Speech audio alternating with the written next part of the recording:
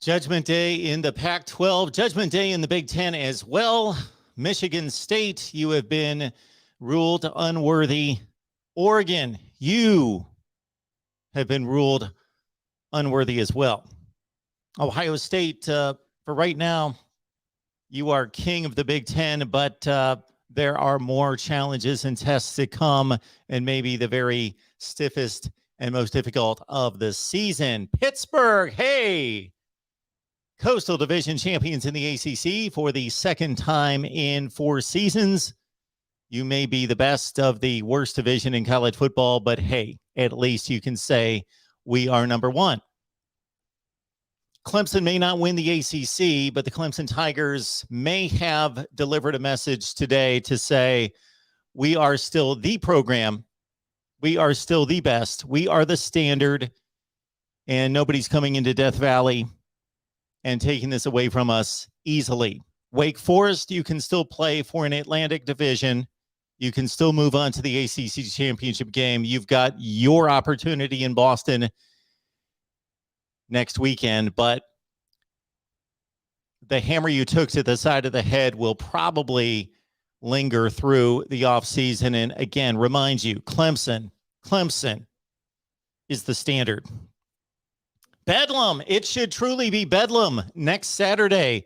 Oklahoma State. What a sight we are bound to see with 2 one-loss teams battling for supremacy in the Big 12 and the upper hand in the Big 12 championship game, which is the better of the two in the state of Oklahoma. Tradition and pride, and certainly recent history and all-time history would tell us the Sooners, who forged a big win against Iowa State today? Or could it be those Cowboys with their tremendous defense? The Oklahoma State Cowboys look the best. Bedlam will decide it.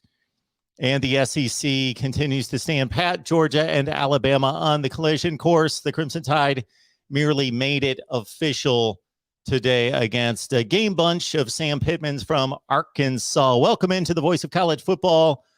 Thank you so much for being here. This is our crown jewel of the call-in shows, the Saturday night wrap-up show. We invite all of you to take part. Please leave your comments, your questions, your debate topics, everything that you've got in the comments section. Also, we will open up the phone lines, and in fact, they are open as of right this second. 860-499-3332. 860-499-3332. We talk about anything concerning college football and what happened today and what that means for next weekend, Thanksgiving weekend, where the games will start on Thursday night and extend through the weekend with most of the big matchups on Saturday as usual.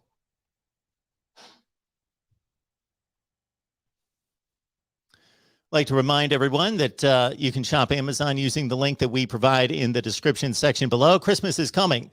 Christmas is 30 some odd days away, 40 days away. So don't be late, especially in this particular Christmas season, from what I understand, taking a bit longer than it typically does for items to get from point A to point B. So do your shopping on Amazon, and when you do, please use the link that we provide in the description section below to help us build the channel. Hit the like button as well.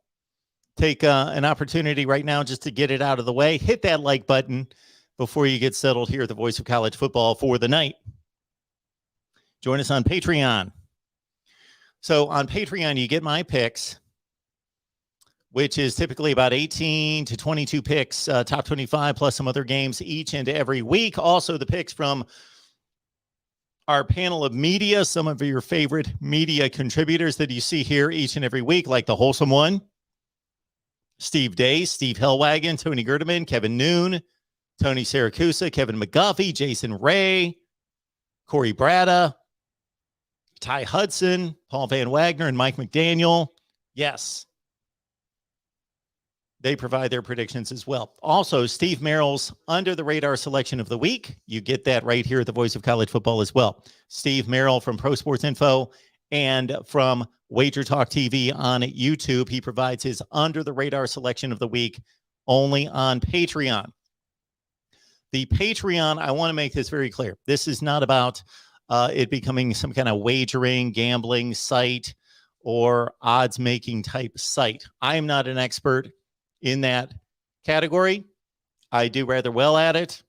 I have consistently beat the spread for 40 years. So I think the track record's been established. I can pick the games against the spread, but I am not an expert. I'm not a handicapper, odds maker type. I do it by feel. I've got a few various parameters in place that I adhere to, but I basically do it on feel, based on knowledge, based on watching the teams and knowing the sport and the game. I don't have a system. So if you're looking for something like that, you're not going to spend $5 a month on Patreon with us. You're going to spend 500, 600, 800 bucks with somebody else with their predictions, which, based on what I've seen, and it's been a long time since I've researched this, but I've looked at it in the past, most likely will not pick the games any better than I do. But am I the best in the business? No, I better not be the best in the business. If I'm the best in the business picking games, taking all of about 3.5 minutes to do it every week, then there is some kind of, either I'm some sort of a savant or people aren't very good at it. No, I'm not the best in the business. There are guys that crunch numbers for 50, 60, 70 hours a week. They are the best in the business. I take like 3 to 5 minutes to make my college football predictions every week. If I did take a little bit more time, I would improve the winning percentage. That's been proven in the past when I did spend a little bit of time, an hour or two. Pardon me, because I will be looking out for a few messages that I needed to take care of that concern our post-game shows. So keep in mind, right here, the Voice of College Football on our main channel, you can check out on me, and you can check out Paul Van Wagner and Mike McDaniel with post-game on Virginia Tech and Miami. The Hokies just went down to the Canes. I believe the final was 38-26. So you can catch the Virginia Tech post-game right here on the main channel, or help us build that Virginia Tech channel. It needs a whole lot of work, a whole lot of help, and you can help us right there, the Virginia Tech channel. So they'll be simulcasting here on the main channel and also on the Virginia Tech channel as well. Our Miami post game with our guys. You've got North Fresh over there, Ross, and you've got Jordan manning the Miami post game at the Voice of College Football. So check them out on the Miami channel. So if you would rather hear about Virginia Tech and Miami, check out our channels there. But I've got to be able to get them some codes. So I've got to be on the lookout for that. Appreciate everybody being here. We should have a strong show tonight because there is much, much, much, much to talk about. Important games, meaningful games, and a few happenings in college football today and tonight. We have been awaiting. We have been waiting on. We have been anticipating. Oregon Ducks, I'm looking at you. We have been anticipating your downfall for quite some time, and it finally came tonight. I do not know what the final score is. They're probably not concluded quite yet. 38-7 was the last I saw. I was intent on the first half locked in, but Utes 28-0 had me going elsewhere. Oklahoma State, Texas Tech was a decent game for a while. And so Virginia Tech, Miami, and otherwise. But my game of the night, I really wanted to see Utah-Oregon match up, and I got my answer very, very quickly. Again, we got you lined up at 860-499-3332. Let's take our first call of the night. Welcome into the Voice of College Football. Who's on the line? Hey, Mark, it's McD Sports Boy. How are you doing? Mick D, what's going on, man? I already left some comments in the live chat, but when you do that video next off season of coaches that should be on the hot seat, yes, Mike Locksley better be in that video. And I don't care if they beat Rutgers or not. He better be in that video. This team is way too inconsistent, and they're just very undisciplined. Okay. All right. I'm not calling for his job, but I do think a hot seat is deserved. Okay. Hot seat for 2022. If I remember correctly, you picked them. Did you pick them 7-5 this year? Yeah, I picked them 7-5. Yeah. Okay, 7-5. They've got the opportunity to go 6-6. I believe I had them at 6-6 to go to a You bowl did. game. You did. Okay, so 6-6. They've got a chance. That's good. That's a toss-up game, I would think. So yeah. So I'm right in line with you, McD, in terms of the record's not that out of line in terms of what you anticipated and what I expected, but better competition, more competitive against Ohio State, Michigan, Iowa. Those are 3 blowout games right there. Just not competitive in those games. I agree. I didn't talk to you after the Michigan State game. I thought they were competitive and had opportunities in that game, but it's like one drive they'll do really well Maryland offensively, and then the next drive they'll go out of control. And then and by the way, the quarterback for Maryland, Tola Tagovailoa, he is not the answer. I want to see them possibly try other quarterbacks against Rutgers. He might be the answer to most difficult name to pronounce in college football. He might be the answer to that. That might be true. Give that to us again, McD. No, I'm just kidding. You're good. You're good. Talia Tagovailoa. I probably did. Okay. Yeah. What don't you like about his game? Because he can sling it around. He makes a lot of mistakes. That's what I don't like. I think he makes way too many mistakes. He has the arm talent, but he makes way too many mistakes. He's wildly inconsistent. Like one play, he'll make a spectacular play, and then it's the next play, he craps the bed. So, in my opinion, I would like to, and I still think he can get more consistent. I think the number one goal for Maryland in the offseason needs to be try to get more consistent. Don't sit there and run out against West Virginia and play a great game against them, and then turn around against, Iowa, and then get ran out at the building 51-14 to a team that doesn't have much of an offense at all. So I just want more consistency with Maryland. I don't know if Mike Locksley is that guy, though, to bring more consistency. That's why I think he should be on the hot seat. I think he's a great recruiter. I think the team overall plays for him, but I question the direction of this team and the identity of this team. I really don't think Allen has much of a identity, and I question if he can get this team to be at least more consistent.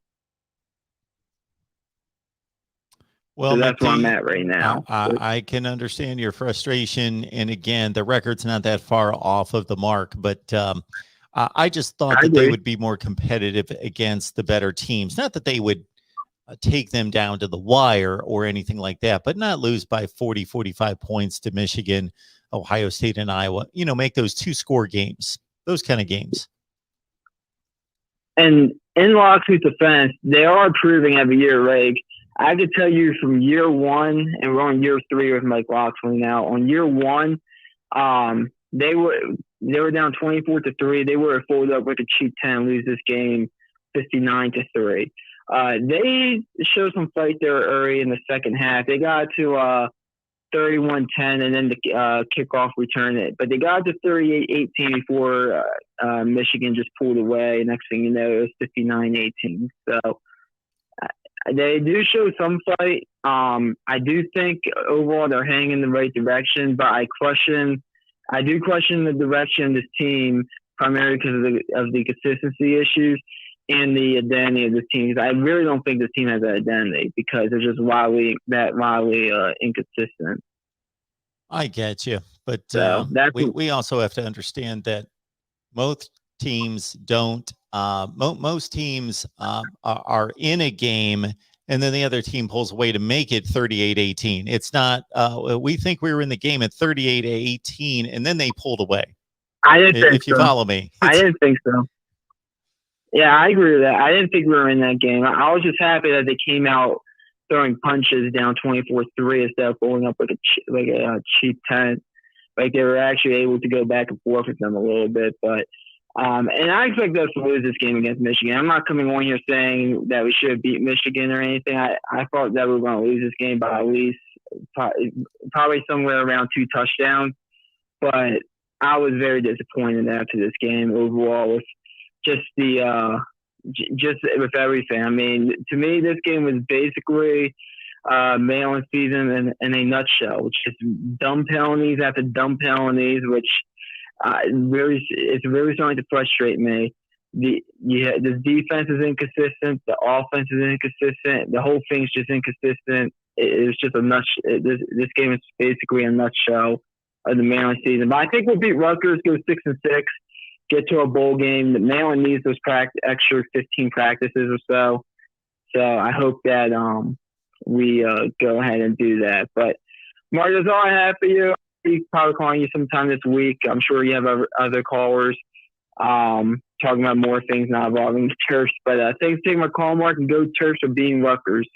All right, McD, appreciate the call each and every time. Give me a call anytime. You have a good one. See you. I got to think everybody here watching right now and listening was wanting us to talk Maryland football for a couple hours here. Let's talk Terps right now. All right, let's get to it. Voice of college football, who's on the line? Hey, Mark, it's the real MVP. How you doing? The real MVP in the house. How's it going? It's going good. My Cats, we won our glorified scrimmage game today. You did. I think it was 56-16 is what I remember. Yes, that's correct. We covered. Okay. So that's good. Completely irrelevant game, but I would like to congratulate South Carolina. Sorry. Okay. South Carolina. Did South Carolina beat Auburn? Yes. Okay. I did not see the final. I saw that it was 21-17. Okay. Big win for Shane Beamer. Yep, they're going to bowl eligibility, so that's a big deal for them. It is. Big, I mean, yeah, the development for them, not even just the bowl game, but the practice development and chemistry building and stuff. That's what it takes to become a great program. So, over time. So, congrats to them. Congrats to Miami for making a bowl game. And congrats to, who's the third team? Florida. I don't even remember it. But congrats. Florida earned bowl eligibility. No, they didn't. They lost. Oh, that's right. Florida lost on the 2-point play. Missouri earned bowl eligibility today. They did. Dan Mullen's going to get promoted to fan. So. Mizzou. I'm shocked. I'm shocked. I haven't seen any text that says Dan Mullen fired from Florida. I mean, the wheels have fallen off at Florida, and I think last year with Oklahoma, he set the standard when they played Oklahoma, and that team gave up and quit. And he just basically dragged the rug under the 2021 Gators and said, "Well, this is our team for 2021 and all that stuff." So. We're not going to be as good and all that stuff. Well, it's coming back to bite you now. Yeah. Mark, what do you think the odds of Dan getting fired? The odds of Mullen getting fired, I got to think that he's in the 70 to 80% range. Yeah. But see, they made their changes a couple of weeks ago as well. So I don't know. Yeah, that's a scary place to be as a program. I would have thought that they would have made the same changes at one time. You know, if you look at the Nebraska situation, they spared Frost. They fired 4 offensive assistants, so they made their changes all at once. USC made a midseason move, so did TCU and Texas Tech and LSU. They made their move midseason. So Dan Mullen / Florida firing the defensive coordinator and the offensive line coach. I thought at least at that point that they made their commitment then, but that was before they gave up 52 points to Samford and now lost to Mizzou. So, yeah, and I think Florida State's going to get them next week as well. I mean, Florida State, credit to them. They started out 0-4, and they've fought and clawed their way to become 6-6. 5 and 6. If they beat Florida, that would Yeah. be huge. Well, if they beat Florida 6 Yeah. and 6, that'd be a huge win Oh, for them. it would be. So credit to them. It would be. Finally, Oregon lost. Everybody can celebrate. Everybody but Oregon fans. Oregon finally played somebody with a pulse, somebody that could take advantage of their inconsistencies and inadequacies. And so we will not have to watch Oregon lose by 5 touchdowns in the college football playoff. That's good. They're a decent team, but they're just not there. They're clearly not. Oh yeah, they're one of those 15 teams. Yeah. So now this is my rankings right now. I have for based what I think. I think Georgia's 1, Ohio State's 2, Alabama's 3, Cincinnati's 4. I think that's reasonable. This finally allows me to really rank the teams where I believe they should be ranked. This gets that Oregon situation out of the way. Right. And Ohio State, they played so well today against Michigan State where they might have jumped Oregon before they lost. And this is the first time for me. I'm not sure how everybody else feels where Georgia has a challenger, like a legit challenger. It looks like I think the gap has shrunk a lot. Well, how much better can Georgia play, though, when you say that the gap has shrunk? Yeah, because of Ohio State improving week to week. Yeah. Well, I don't know how much Georgia can play better, but I could tell you that Ohio State has played closer to as great as you can play than anybody else. I mean, Alabama keeps struggling. Struggle bus wins against Arkansas, LSU, Florida. If Auburn had Bo Nix and stuff, I would think they would have a good shot, but I'm not sure if they're going to have Bo Nix back. Well, they lost to South Carolina. So right, I was hopeful that Auburn could make it a game a couple weeks ago as well, but that was before they gave up 40 consecutive points to Mississippi State and then lost to South Carolina. I just don't think that they've got it in them. Yeah, I agree. I think Alabama, I'm honestly getting to the point where I just see that Georgia shadow, like Jaws, and I think it's just going to eat Alabama to shreds. I was like, it's going to be a close game. I think it might be a 28-35 point victory for Georgia now. What? That's just, yeah. I'm off the Alabama train. Georgia's going to beat Alabama by 4 or 5 touchdowns. 28-35. Yes, sir. Or I just don't see the team. I just look at the team, and if they weren't Alabama, I just don't think they would be. I think a lot of people would have reservations. They are the Oklahoma of the SEC. They keep winning close games against inferior competition, and when they play somebody really, really good, it's going to bite them. All right. You don't think Ole Miss is good? That's a lot of credit to Georgia. I think Ole Miss is good. I just think Georgia's really, really, really good, like all-time good. Well, yeah, I'm not comparing Ole Miss and Georgia, but Alabama's not scuffling every week like Oklahoma has. They put away Mississippi State LSU, by 40 Arkansas. points. They beat Ole Miss. They annihilated Ole Miss. The game was 28-0 at the half.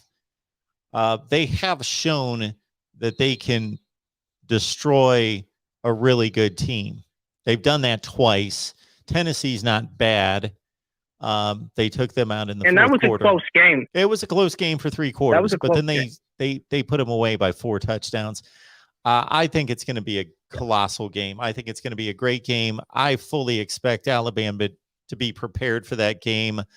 I think that, I just think that they'll stand up toe-to-toe with Georgia. I think Alabama's going to be prepared and stuff. I just think the athletes, I think Georgia just has the better players. Oh, they might have slightly the better. It might be a credit card difference between the two, but it's no.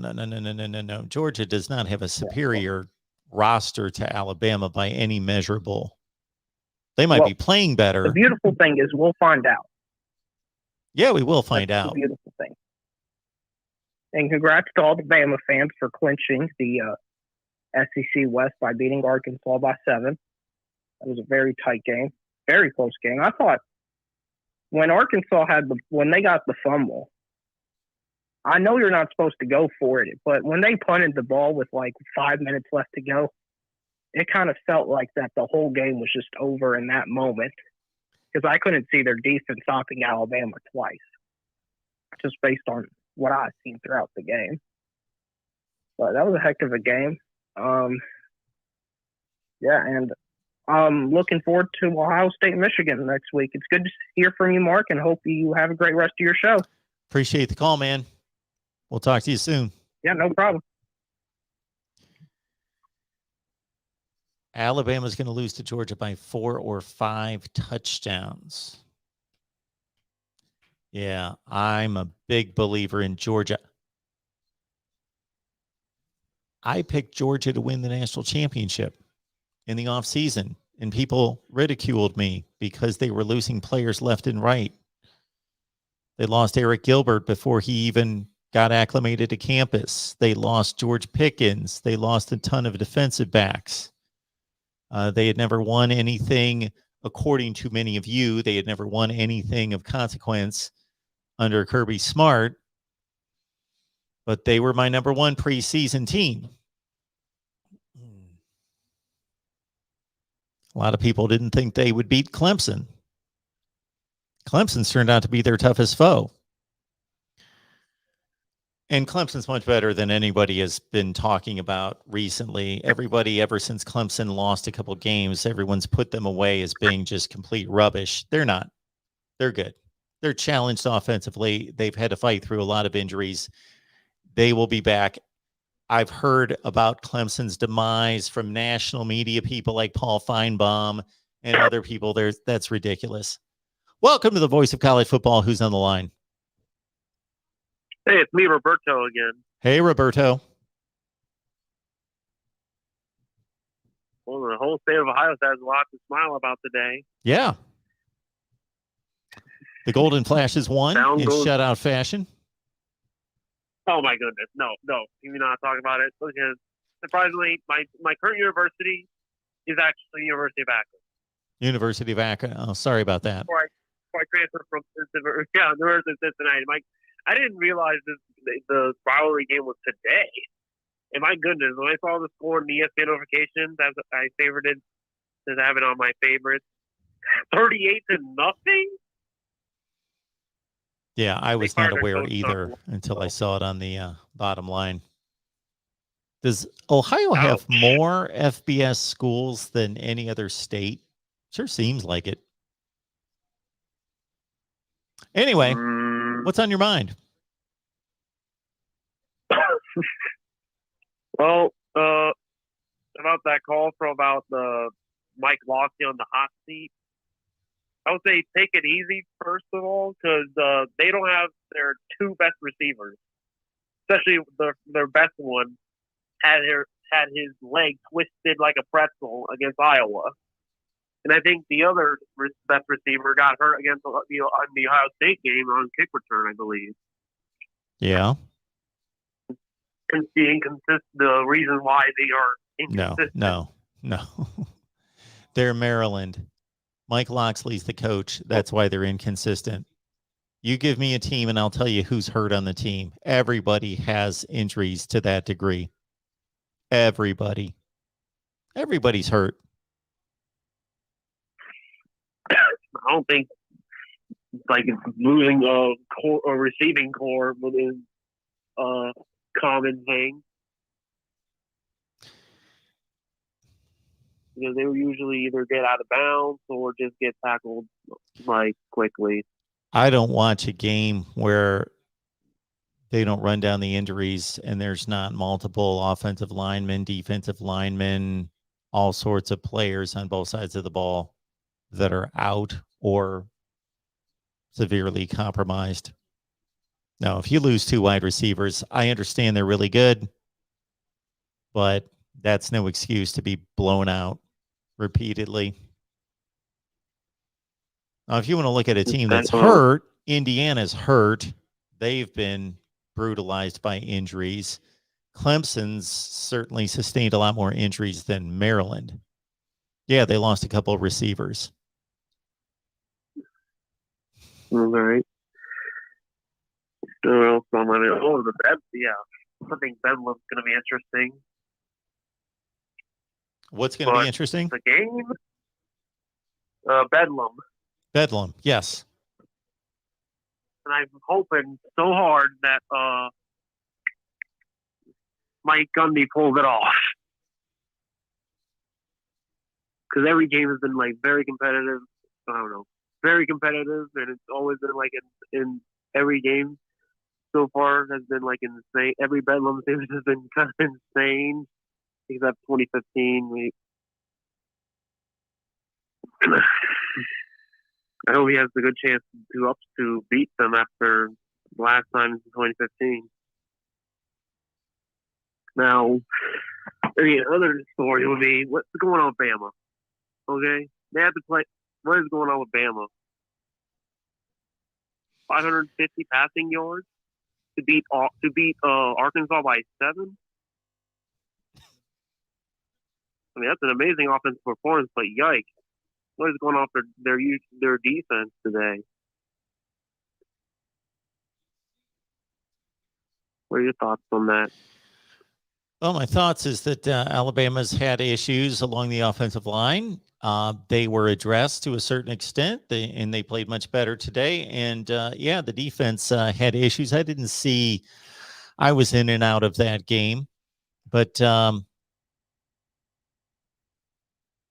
well, you got to understand, Arkansas scored 1 touchdown on a special teams play. So throw that one out. That's not on the defense. I don't know if any other Arkansas touchdowns were turnover or otherwise aided by special teams. So throw out the 1 touchdown.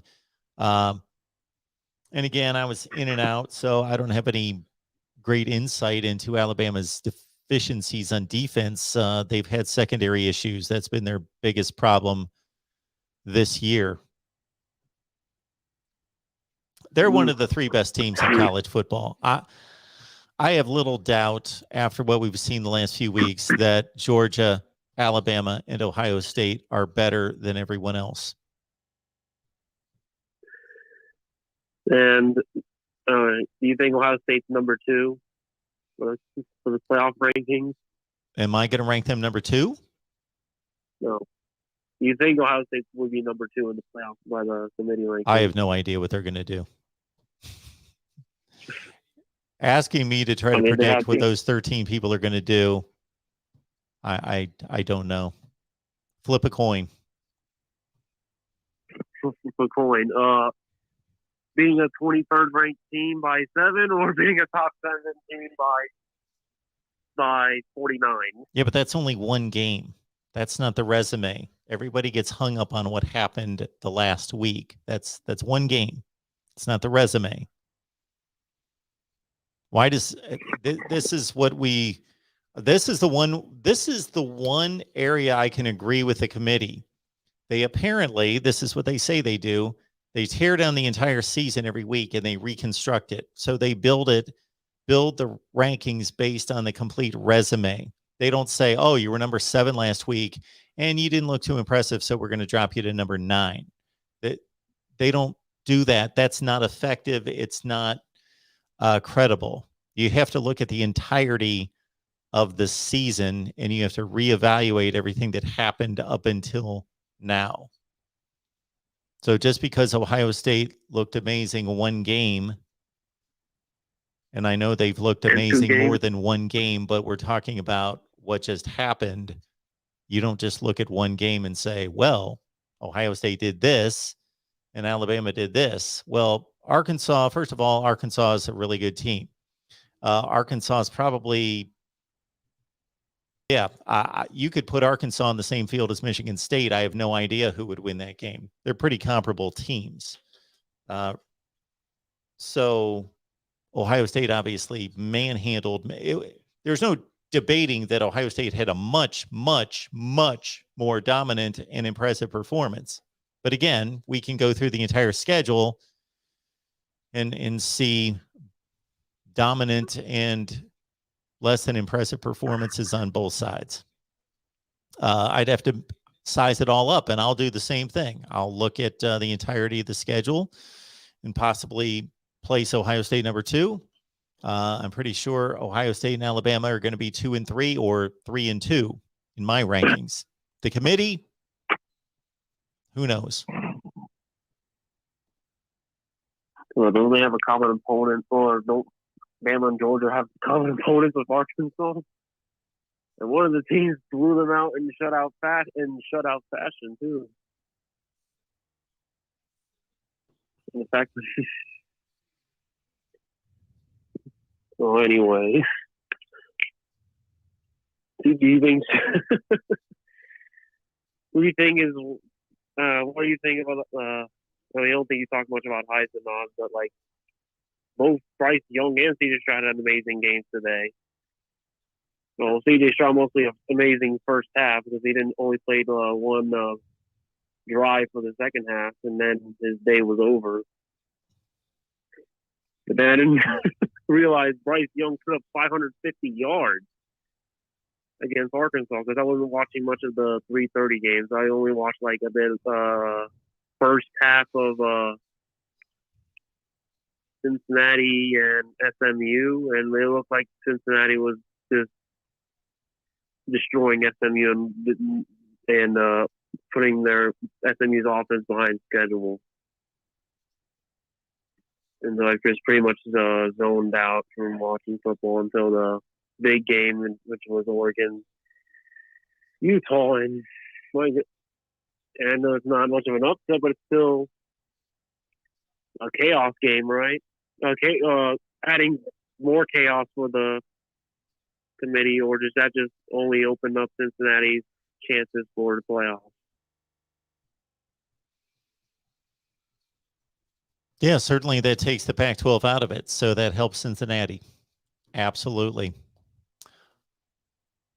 All right, Roberto. They talked about. Well, yeah, I don't have anything else to say. Well, I appreciate the call. Talk about the Pac-12 North, but then it's probably not much of a discussion. But yeah, I think that's it for me. All right. Have a good night, man. Thanks for the call. Okay.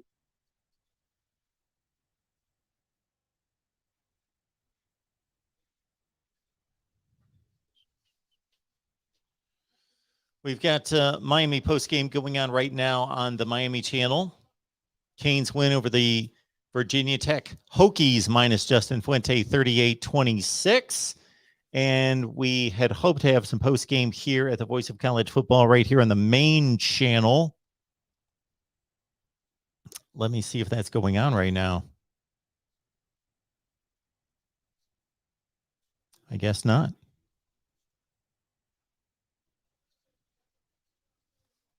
But we're here with all of you, so I appreciate everybody being here. Leave your comments and questions there in the live chat. Somebody had mentioned, I don't like to get hung up on any particular comments in the live chat because obviously I get way behind. But somebody had mentioned something about wanting to bet me on Ohio State and Michigan. I forget who that was. It would be phenomenal if you would clarify what you would like to wager. Ohio State and Michigan. That should be a good one. Maybe not necessarily a good game, but the wager offer should be a good one. All right, everyone. Do you own a business? I own a business, thanks to all of you. Are you a new business owner? Are you looking to start a business? If you need to find funding, if you need business credit, we've got the guy for you. We've got the YouTube channel for you. Get business credit. Just remember those 3 words. Get business credit. You can check it out right here on YouTube. Just search Get Business Credit. Check out the YouTube channel with our guy, Josh Van Horn. He basically will teach you how to access thousands of business credit lines, even if you have bad or not ideal, perfect personal credit.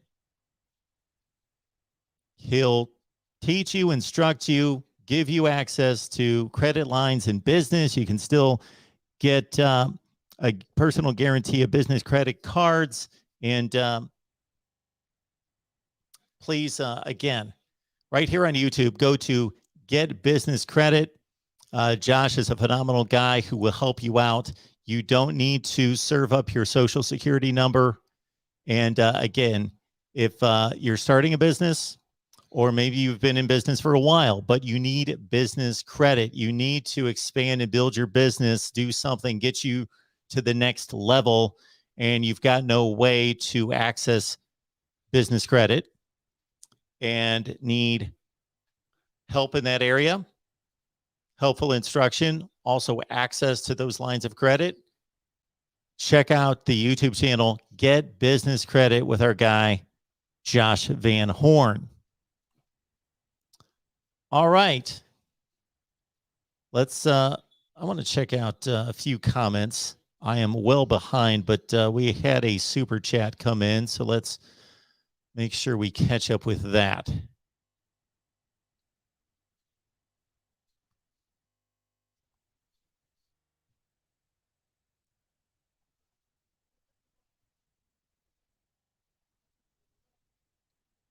Got Arizona State playing Oregon State 10-0 right now. Okay. All right. What do we got here? Buyers. Appreciate the super chat, sir. My apologies to CJ Stroud. Best turnaround I've ever witnessed. A happy mistake I'll make any day. Also, Mark, start posting your call-in number. All right. Yes, sir. You find people, enough of you have the call-in number, apparently, because I have no issue with having enough people call in when I do not post the number. That said, yes, I do need to post the number. I can't assume that people have the number, and I don't. I just don't remember to post it. So, buyers, thank you so much for the super chat contribution. Appreciate that so much. The call-in number is 860-499-3332.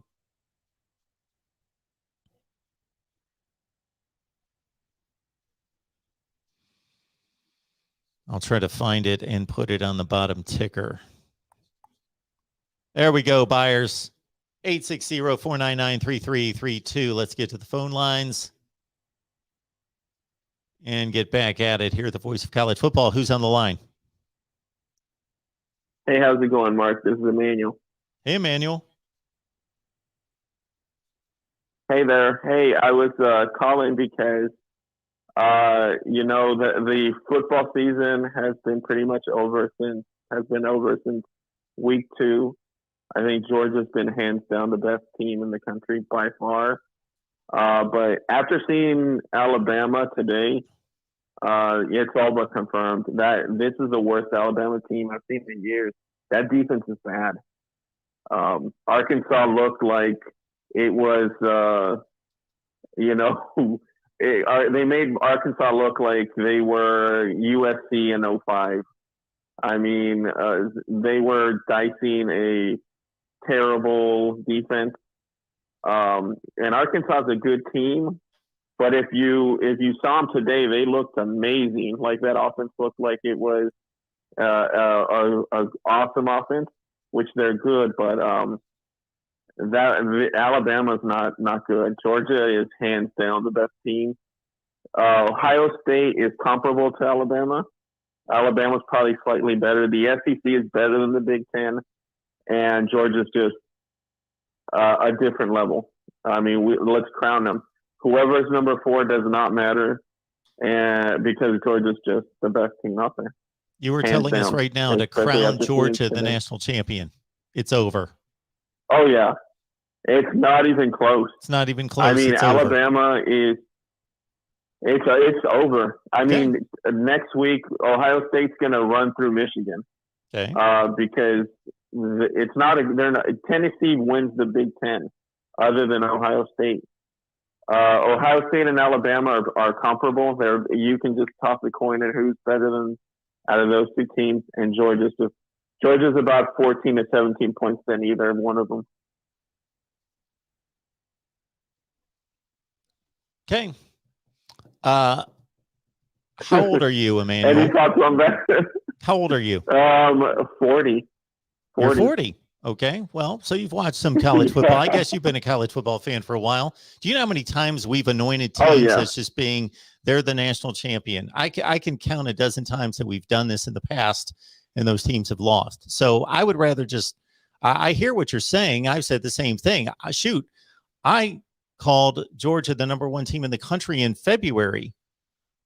So they were #1 in my preseason rankings all that time, and sent them to the national championship game myself. So I'm not disagreeing with you, but in terms of declaring it a done deal, I've seen way too much. I've been watching sports way too long, and can sit here. We'd be here all night talking about teams that were handed championships that fell short.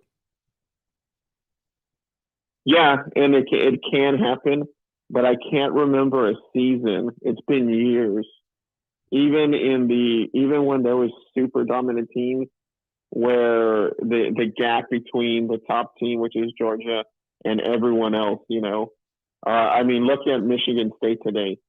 That team isn't good, and it's won 9 games. I mean, it's a good team, but they're not. They rely too much on big plays. It's not. It wasn't, obviously, as we saw, non-competitive. Michigan is going to be not competitive next week against Ohio State. They're going to get crushed. Wisconsin is a good team, but I mean, against Ohio State, they'll do nothing. Alabama was the one team that could give Georgia a fight, but as we saw, Alabama is not the Alabama of last year even. It's not. They're good enough to win the West in a year where LSU's down, where Florida's down, where Auburn's down, where I mean, heck, Arkansas and Kentucky are at the top. I think this has been one of the least competitive college football years in years.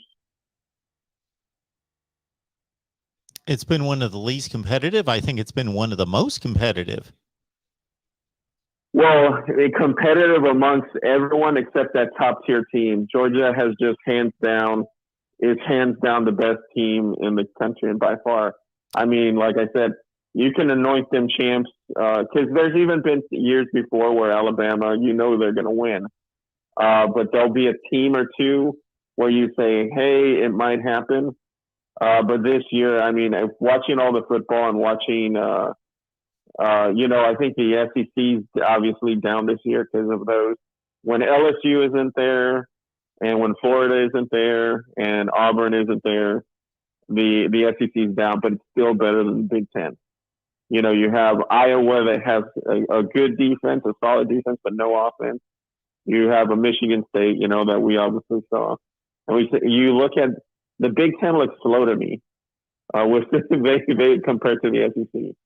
Those offenses look slow, and Ohio State is a top tier team, but they're not going to compete against Georgia. You're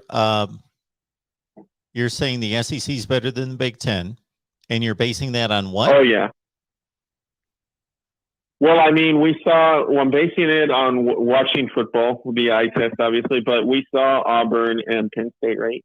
Yes. And Penn State has been competitive against everyone. And we're looking at Auburn now, right, in the SEC. They're, second to last place? But they are competitive against everyone. They're competitive. They've been competitive but against, I mean, yeah, they're not a bad team, Texas but A&M, I mean, etc. They beat Ole Miss. Yeah, I mean, in that tier of like I said, with LSU being down, with Florida being down, with those teams of this year, they'll be competitive, sure. But I mean, if you put Auburn right now with Georgia, it's going to be a 30-point game.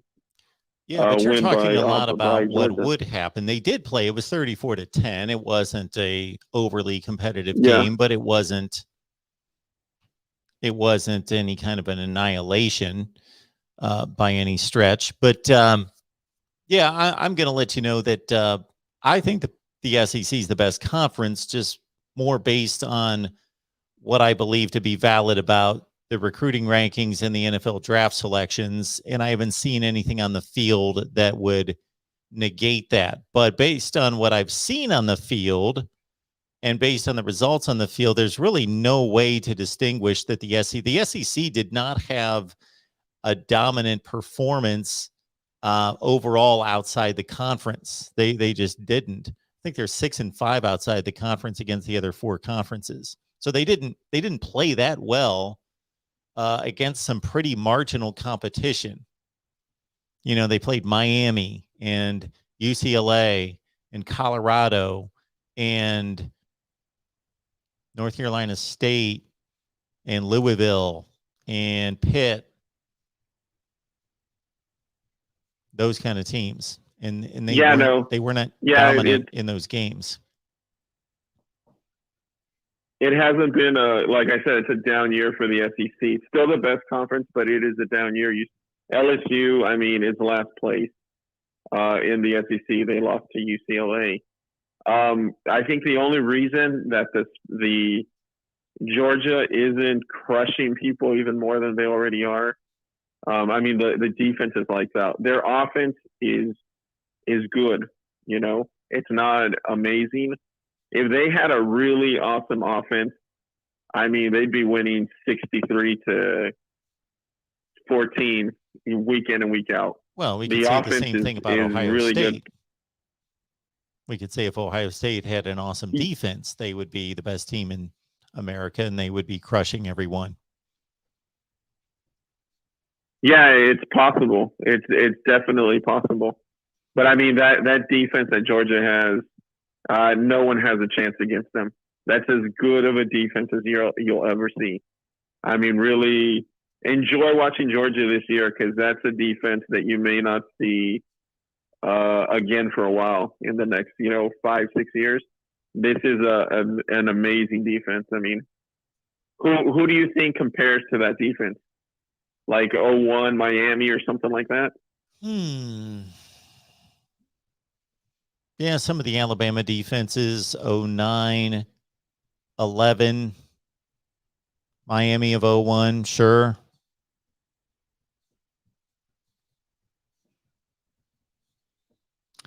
Kind of difficult to tell just because there are a number of teams that just because of the style of plays, the style of play changing so much. And again, the chapter, this narrative on Georgia and the completion of this season is so far away, even though most of the games have been played.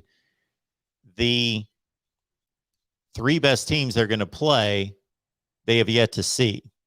So they've played the 4th through the 15th best teams that they've seen. They're going to see the 3 best. So I would love to see. I agree with just about everything you've said. I've stated in different terms just about everything you've said in a number of ways for the past several months. But I've just watched way too much sports to be crowning champions, especially when the team has not played the 3 best teams that they're going to play. Yeah, and I mean, anything can happen. And, there's been some years where, like, remember, what year was that with TCU and Baylor when neither of them went in? But I thought Baylor probably would have won the national title, right? I mean, there's some years that are just extremely competitive. You think this Baylor year is just in 2014 would have won the national title? Potentially, yeah. They were just lights out. Yeah, I don't really see that. Or even but... TCU. TCU that year, they were incredible. They had a real chance of winning it. They would have at least made it extremely competitive. But this year, I just don't see it being competitive. I think Georgia's just hands down the best. I hope I'm wrong. It'd be pretty fun to see them lose, but they're just that dominant. And like I said, I think the rest of I think next year hopefully will be more competitive. But from what I've seen, it's Georgia and everyone else. So who do you root for? I'm a USC and Arkansas fan. USC and Arkansas. It's quite a Yeah. combination. Born in California, raised in Arkansas. Okay. So that's why I keep on cheering the Trojans to come back. And, because I when I moved back to California, it was in that era with USC was, the king, and that was their thing. Everyone said they're playing nobody, but you just saw them just destroy teams in and out, whether it was Washington, Stanford, or whatnot. Reggie Bush, Matt Leinart, they were just but you know what? Oklahoma was really, really good that year. So they had, they faced competition. But this feels like one of those years, like when USC was that dominant. As far as Georgia goes, this is a special team. All right, Emmanuel. Well, thanks for the call. I appreciate it. All right, Mark. Have a good night. Absolutely. Have a great night. Bye. All right. Next up here at the Voice of College Football, who's on the line? Steve. Hey, Steve. What's going on? Well, I'm just sitting around here and I'm sweating profusely. I saw some results tonight, and Oregon being knocked out of the picture. I'm really sweating it because I don't know what the committee will do with Cincinnati. I don't want to see Cincinnati put in the top 4 right now. I'm not impressed with their record and their resume. Quite frankly, despite their wins over Indiana and Notre Dame, their other conference games they struggled through the games. Had they blown out their conference opponents and beating Notre Dame and Indiana, I wouldn't mind seeing them getting a shot in the top 4, but I really don't want to see that. In fact, we spoke about Clemson earlier.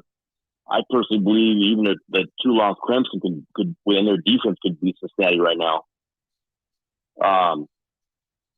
But I just don't want to see them in there because of their resume. I think Oklahoma State, Oklahoma, and Notre Dame, I think even Michigan are more worthy candidates above Cincinnati in that playoff picture.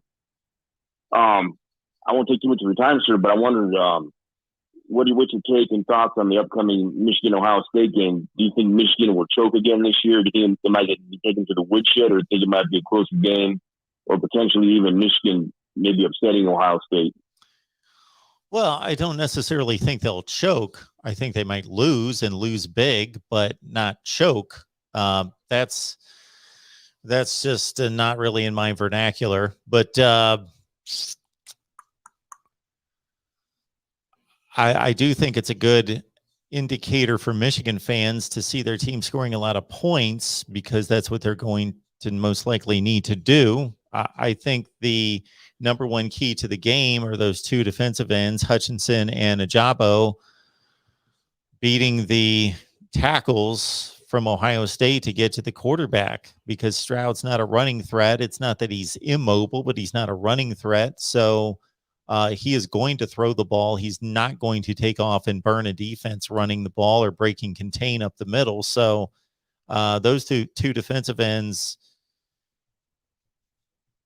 coming up and putting pressure on him from the outside is going to be mammoth. And then the second thing would be Mike McDonald, the defensive coordinator for Michigan, scheming up some kind of exotic coverages that his players can understand, but that are going to confuse Stroud and make it just more difficult for those receivers to get as wide open as they've gotten all season, including today. Those would be the 2 biggest factors, I would think. And also, does your heart of hearts really believe that Cincinnati will get in the top 4 despite even other chaos possibly happening with even with Alabama, or do you think they'll be left out?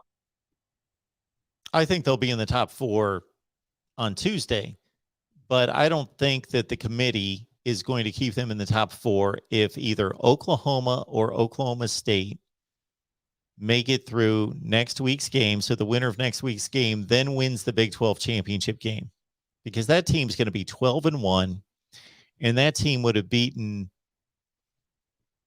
either Oklahoma or Oklahoma State twice, and they would have beaten some string of teams, including Baylor, Iowa State, etc. I just the resumes aren't even close.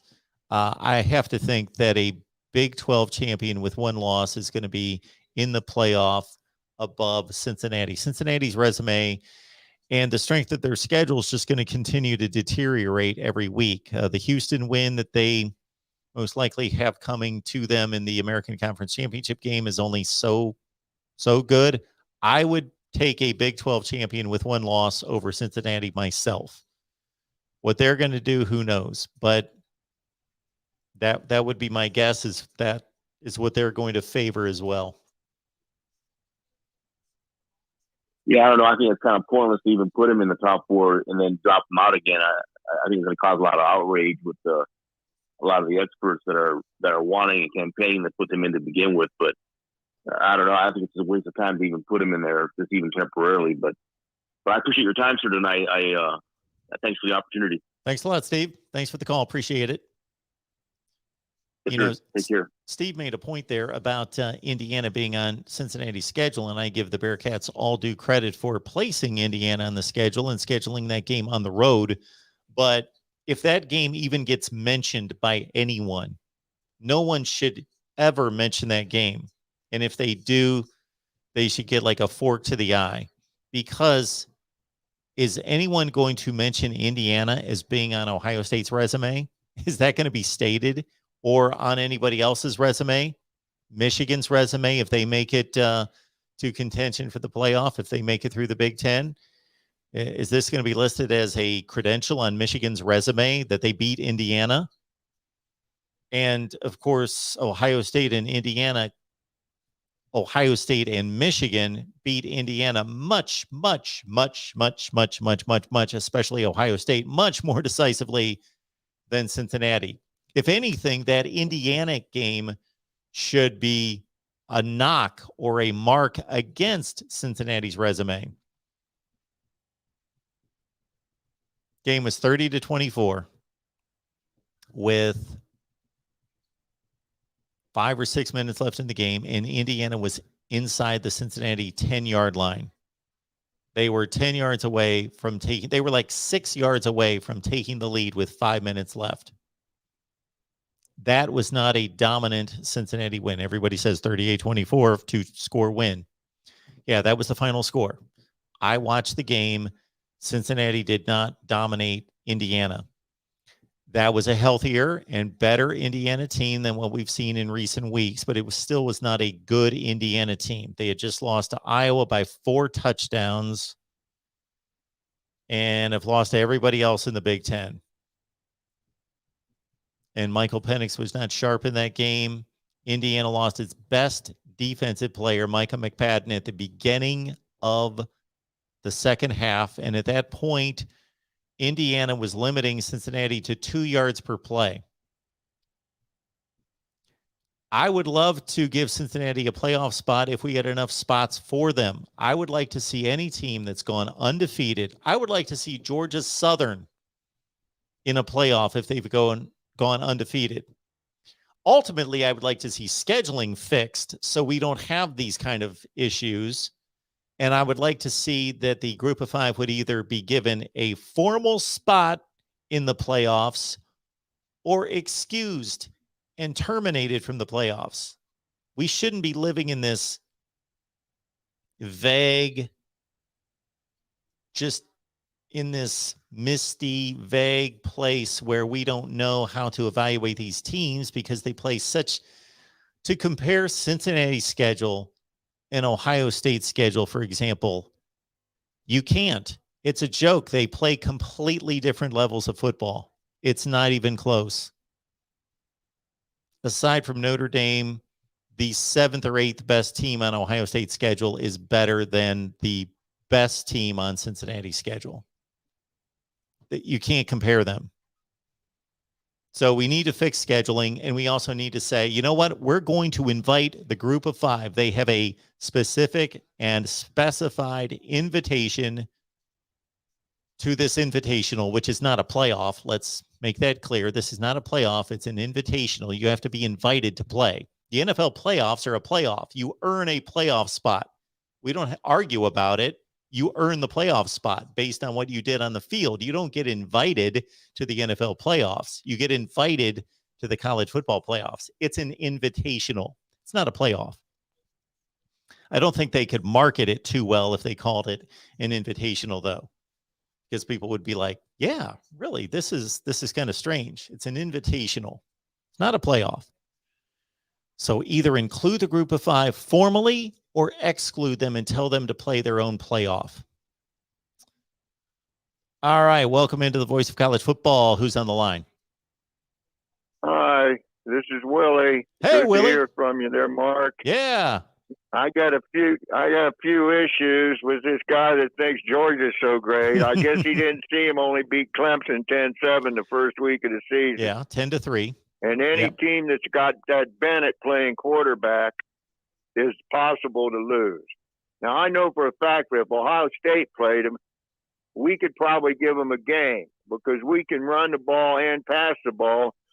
And Georgia's offense, the way our defense looked today, if we probably have enough to hold them. It'd be a tight game. I wouldn't say it would be a blowout. It could be a one-score game. Alabama might give them a game because Saban's smart enough to go in knowing he can't run, so he'll probably be throwing every play. And all it takes is a couple turnovers, and any game can swing, especially when you're playing top-notch competition. Myself, I'm more worried about Ohio State next week in Michigan because I've seen us go up there with so many good teams and get beat by inferior teams in Michigan. We've done it, but that was mostly under John Cooper. Now, I also was checking the Big 8 schedule, and the Big 8 can have a 2-loss champion. If Oklahoma State loses this week to Oklahoma, that would give them 2 losses. And then if they beat Oklahoma, Oklahoma would have 2 losses. So Oklahoma State would get to go. So would you put 2-loss Oklahoma, the 2-loss team ahead of Cincinnati? No. No, but Cincinnati's at East Carolina, which will probably be a hard game for them. And they've got to play Houston, and Houston's got a good team too. So I'd say Cincinnati has a good chance of maybe losing one game. Now, I personally think Ohio State, as much as we've improved, especially the way our defense looks, and has improved week to week, we could be ranked number 2 this week. Because Alabama has had a lot of one-score games with teams. And you talk about the Mississippi game. That was the game Kiffin went for 4th down 8 times. He went 3 times inside his 20 in the first quarter and got down 21-0. So a lot of his play calling in that game made that game go the way it went. Yes. So, but this is Saban's probably his worst team in 13 years when I was looking up the Alabama schedules and teams. But his worst team in 13 years is still in the top 1, 2, or 3 in the country. So I don't know. I think they won't have trouble with Auburn because Auburn's quarterback had surgery, I think, on his ankle, so he's out. So if we can I don't think we'll have. If we get by Michigan, and then we probably play Wisconsin, I think we'll handle Wisconsin just because I don't think Wisconsin can score with us or stop us. But Michigan. We got the big advantage in coaching. Jim Harbaugh proved today just some of the crazy stuff he does. Here he has a great trick play for a kickoff pass back for a touchdown, and he uses it in a 30-point game. If he would now that won't surprise Ohio State. If he would have saved that play for the Ohio State game in the big house, and got a touchdown out of it. Can you believe the momentum swing on a play like that? It would be huge in a game with Ohio State. Why would you use that play in a 30-point game? It really doesn't make any sense to me. But a lot of stuff he does doesn't make any sense. But and then everybody keeps talking about the outside rushers from Michigan. There's a time when Michigan sends in their rush team. Their defensive coordinators from the NFL, so he's got a rush defense and he's got a pass defense. So as long as we don't change our lineup, he can't change his. He's got that one rush defense or pass rush defense where he puts a number 91 at one end, 97 at the other, and then puts that Odabo at tackle. Now, most of the pass rush that's hurt Stroud this year has come from up the middle. Up the middle in blitzes. Those have been the most effective pass rushes against him, not outside pressure, really.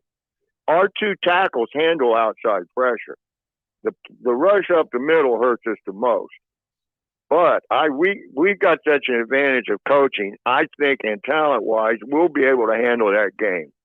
They'll come out and probably hit us in the mouth right at the start. As long as we can survive the start, I think we'll be okay because as long as we don't turn the ball over. And the Wisconsin game, I think we'll win. And then I wanted to ask you, do you think Notre Dame would have a better chance of getting in the playoffs this year if they were in the ACC instead of playing an independent schedule? Well, they would have a conference championship game, and they would be a conference champion. Absolutely. So that could they probably could get in. I was looking at the ratings, and I can't understand. I suppose Notre Dame could if Wisconsin would win, Cincinnati would lose. What if Cincinnati and Notre Dame each had one loss? You put Notre Dame ahead of them? Well, I would honor the game against Cincinnati. I got to think a Cincinnati team that went to Notre Dame and won by 2 scores, and I saw quite a bit of that game. They had game control. They didn't dominate or blow out Notre Dame, but they certainly were the better team on the field. No, that was a good game. That was a good game, but it wasn't razor Notre tight. Dame changed quarterbacks in that game too. They did. I think they did, but Cincinnati whipped them pretty good. You know, they had control of that game. They missed a couple of field goals. That was probably Cincinnati's best game of the year. Oh, it was. Really a good team. Yeah. Yeah. If the Cincinnati team that showed up against Navy and Tulsa and all these other teams shows up in the playoffs, they're going to get embarrassed beyond belief. I tell you, they will have trouble at East Carolina. East Carolina, I think they're 7-3 or 7-4 and won a few games in a row. They only beat Navy by 3 today, but they're tough at home. They gave some teams trouble last year. They almost beat Tulsa, and they lost that on a bad call, or they could have been in the title game last year, I think, against Cincinnati. But I don't know. I think how much do you think Georgia has to, or Alabama has to be within Georgia if they lose still to be in the top 4? Or do you think if they just lose, say they lose by a touchdown, do you still put them in the top 4? Do I put them in the top 4? Yes. Or what do you think the committee will? Let's say that is if you've got one loss, Ohio State. Yep. And one loss from the Big 8, and then Cincinnati undefeated. Would you still put them in? If there's a Big 12 champion with one loss, I'm putting them in over Alabama. I cannot put in Alabama with 2 losses and no conference championship, even if I believe that they are a better team. And I do believe they're a better team than either Oklahoma or Oklahoma State, but I really don't understand why we have conferences and why we play games on the field if we're going to award teams in that scenario. Comparing Cincinnati, let's say Cincinnati looks unimpressive the next few weeks and they beat East Carolina and Houston. That's not going to sway me much. To compare them to a 2-loss Alabama team that lost by a field goal or by a touchdown to Georgia, that's a tough call. Alabama's the better team. I would take Alabama any day of the week, but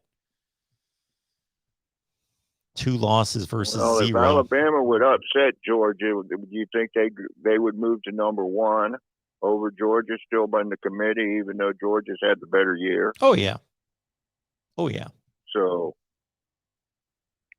I'm looking for Ohio State. I'm looking for Georgia and Alabama, Ohio State and Alabama. One will be 2, one will be 3. Now Cincinnati might jump 10. Cincinnati might get jumped by Michigan this week. That's possible. Mm-hmm. I don't know whether they will or not, but they did win pretty impressively today. So, do you think they will, or do you think they'll put Cincinnati forward? Oh, anytime anyone asks me about what the committee's going to do, I'm just guessing as much as anyone else. Yeah. There are 13 people that make decisions that don't necessarily always make sense. They hit Cincinnati in front of Michigan. Cincinnati won impressively against SMU. I think that would be enough to hold off Michigan. Yeah, well, at least everyone in the country's happy Oregon lost. Plus, Oregon State's up 17-0 right now. Yeah, They are. play Oregon next week. The winner of that game, so Oregon might not even get to play Utah again. Yep. All right, that's Willie. about all I have to say. I've talked a lot, but thanks, Mark. And you were right when you talked to that guy from the West Coast this week that told you Florida only had 4 losses. Yeah. And also, I get the Pac-12 network because I heard you ask anyone out there get the Pac-12 network. All right, you got the Pac-12 network. Yes. All right, there's Yes. good to know somebody does. Okay, thanks a lot. Have I'll a good be one, talking Willie. to you this week. I Good luck the appreciate rest of the show. Absolutely. Thank you so much.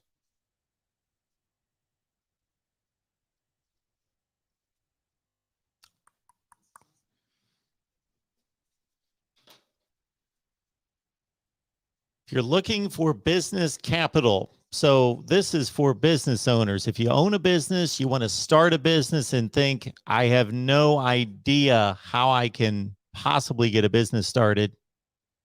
You desire to start a business, but you think, hey, this is too much for me. I don't have the credit. I don't have the capital. If you're looking for business capital, look no further than Joshua Van Horn's Get Business Credit YouTube channel. It's right there on the banner right there. Get Business Credit. So it's so easy to go right from here when we're done tonight. Just put it right there in the search bar. Get Business Credit. He's got videos. He's got live streams. He marches you through the whole deal. This is our official sponsor for our call-in show on Saturday night with you for the rest of the college football season. Josh will show you how to obtain business lines of credit. You don't have to provide your social security number, and there's no personal liability involved.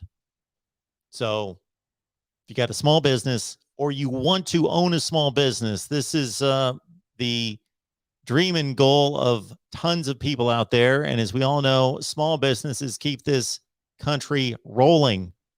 So if you want to be in the small business category, maybe you already own one and you need business credit. You need to access lines of business credit. Check out Josh's channel there on YouTube, right here on YouTube. Get Business Credit. All right, let's get to our next caller here at the Voice of College Football. Welcome into the Voice of College Football. Who am I talking to? Hey, Mark, it's Ben. Hey, Ben. What's going on? I want to address something real quick before I forget. Sure. Not much. How do you enjoy the games today? I had a good time. Always have a good time watching the games. Well, real quick before I was going to ask you about the Ohio State game, what you thought of it. But before that, I want to address your last caller's comment. He was talking about my coach, Harbaugh, and talking about that trick play that they did on the kickoff. Yeah. Or the punt. It was a punt. It was a punt. No, it was a kickoff. Okay. Well, it's the pooch. Yeah, it was a kickoff. It was a pooch that they seen on film I watched it after. I was kind of thought that myself a little bit. I was like, why would they wait? But it was a pooch kick that they saw Maryland do, and they just had a plan for it. It was something they practiced 3 times in practice, and if they saw it, they were gonna try to execute it. Okay. And I don't think it would have been just any kick. And the next time Maryland kicked the ball, they didn't pooch it. So just to answer that, I mean, I don't think it was. I think it was planned for a specific look they saw. My answer to him was going to be, I didn't see it, but Jim Harbaugh or any coach at this level is way too smart to waste his time messing around with doing trick plays when he's winning by 30 points, unless he's doing one of 2 things, or one of more than 2 things would be he wants to waste Ohio State practice time practicing against something that they're not going to see, or he's got some type of variation off of that play. Yeah, well, this was a special teams play. Yeah, I understand it's a special teams play. Okay. Yep. Yeah, so I wouldn't, it's a variation off it. I wouldn't put in. But you're talking about variation, like run pass options and things like that, or just trick plays you can run off a variation. It's what you were referring to. Yeah, I'm talking about, like, if you've got tendencies and you're showing those on film, then you can obviously have variations off of those, so you understand that your opponent is going to prepare and be ready for those particular plays that you run, so you can run. It's just like the concept of a double move. You run the same move, the wide receiver, over and over and over and over. Then obviously at some point you go the double move. If you see that the defensive back is overplaying the original route. Yeah. I mean, I could see that. So I don't think that was particularly the case with this, but I mean, it definitely put something else on film for Ohio State to study in any case. Anyways, I just wanted to ask you, what were your thoughts on the Ohio State game?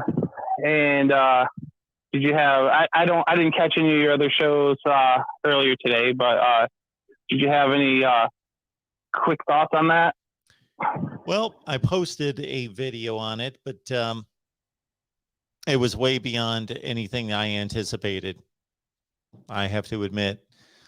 I shouldn't have been that surprised by it. I'm rarely surprised by anything at this point that I see, but I got to admit, I did not see them completely just laying waste to Michigan State in that fashion. Did not see it whatsoever. I know that Michigan State's secondary has not been good. I thought that narrative was a little bit overplayed, but apparently it was not. So I was wrong there. I did not think Michigan State had some kind of great secondary, but if you go through the yardage totals, aside from the Purdue game, most of them are inflated in garbage time, inflated in situations that didn't matter. They played a lot of teams that chose to throw the ball that much. Indiana threw it 52 times. Miami threw it 59 times. So they were giving up a lot of pass attempts. But this Ohio State team, I was most surprised by the defensive effort against Michigan State, that they played them that well, shut them out in the first half, gave up no meaningful touchdowns. Wow. That's exactly how I felt when I watched. I mean, I haven't watched Ohio State every game like you have probably, but when I watched, that's what I think. Their defense, I mean, they've put up so many. I mean, like, you can if you look at 56 points, you got to, every time Ohio State scores, they're committing a turnover in essence. They're giving Michigan State back the ball. Yeah, if you would have told me it was 56-1, the 56 doesn't surprise me. It's beyond what I expected. I didn't place a score in this game, but I took Michigan State to cover the spread. I thought Ohio State would win something like 45-28, something like that. So the 56 doesn't shock me, especially and as you well know, it's not the 56. It's 49 in the first half when it counted Who knows what it could have been? It's just like the Purdue game. It was 45 at halftime. The Rutgers game, 45 at halftime. We don't know what this team could score if they really needed to. If they were in some kind of crazy shootout with Alabama and they had to score that many points, maybe they could put up 75 points. So it's not so much the 56. It's the 0 in the first half defensively and 7 for the game. Yeah, that's the same for me. I mean, to me, the 56 is something they've done to lesser teams. The shutout, I agree with you. I mean, when I was looking at this game, I thought Ohio State was going to score a lot of points. And 56, I wouldn't even been surprised to see more than 56, to be honest with you, because Michigan State, and what I've seen from them, they have the worst pass defense in the Big Ten, if not the nation. I think they're actually probably more like the nation. I think they're like 120 something last time I looked. And Ohio State's got the best passing defense, I would say, in the nation. So I could see this, but yeah, I would agree. Completely agree. I was just wondering what your thoughts were on that. And I am wondering how the defense is going to play against. I'm really more worried about this Michigan game coming up now. I'm hoping their defense was a one-off for this game. All right. Anything else you need out of me? No, Mark, that was it. I was just curious what you thought about it. All right. Have a good night, man. Well, I appreciate the call. Have a good night. Yeah. All right. Thank you so much, everyone, for being here. Join us on Patreon. Join the Voice of College Football community on Patreon. You get my picks. You get the selections from 20 of your favorite media contributors here that you see all the time. And also Steve Merrill from Pro Sports Info and Wager Talk TV with his Under the Radar pick of the week. But in no way do I want to sell Patreon as some kind of wagering betting site. It's going to be so much more than that and has been in the past. We just decided to focus on that angle this season. Once we get into the off season, we're going to have so much more provided there. So please join us.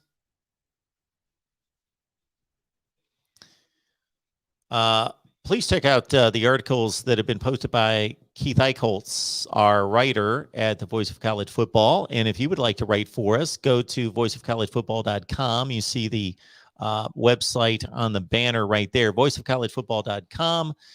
Click on the designation at the top of the screen that says write for us, and you'll be in contact with me.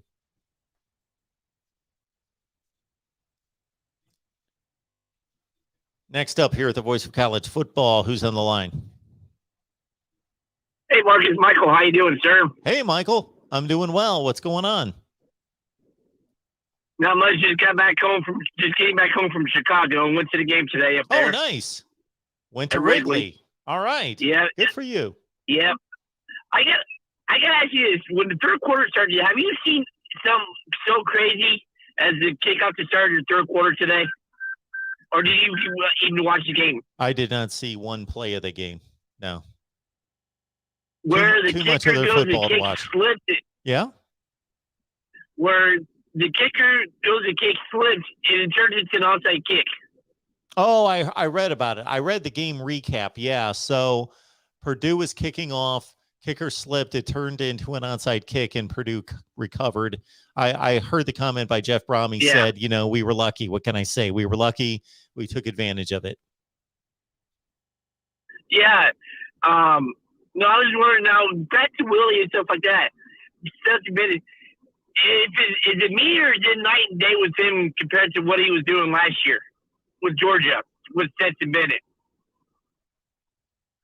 Is it night and day what Stetson Bennett was doing last year versus what he's doing now? Yes. Well, what? I'll go ahead, Mark. Sorry. I think Stetson Bennett played relatively well last year. What happened to him was in the biggest game that he played was against Alabama. He played a decent first half. He had an extremely bad throw at the end of the first half. And then that took him into the second half, and he imploded.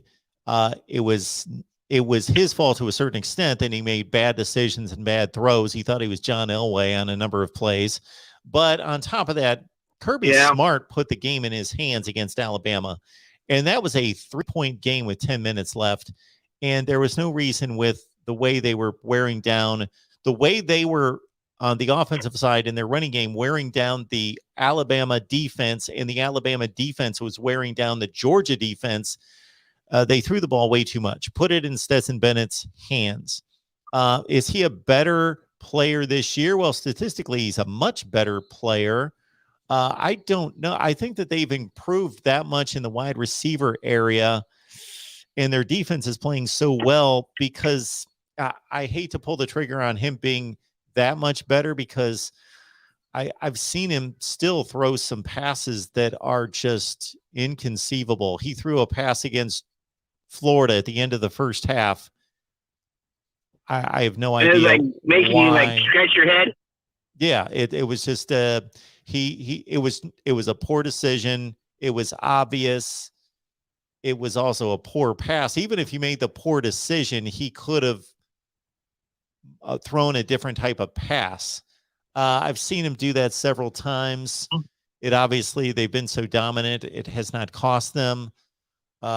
It's a difficult call between he and JT Daniels, just because JT Daniels, I feel much more confident in him as a passer.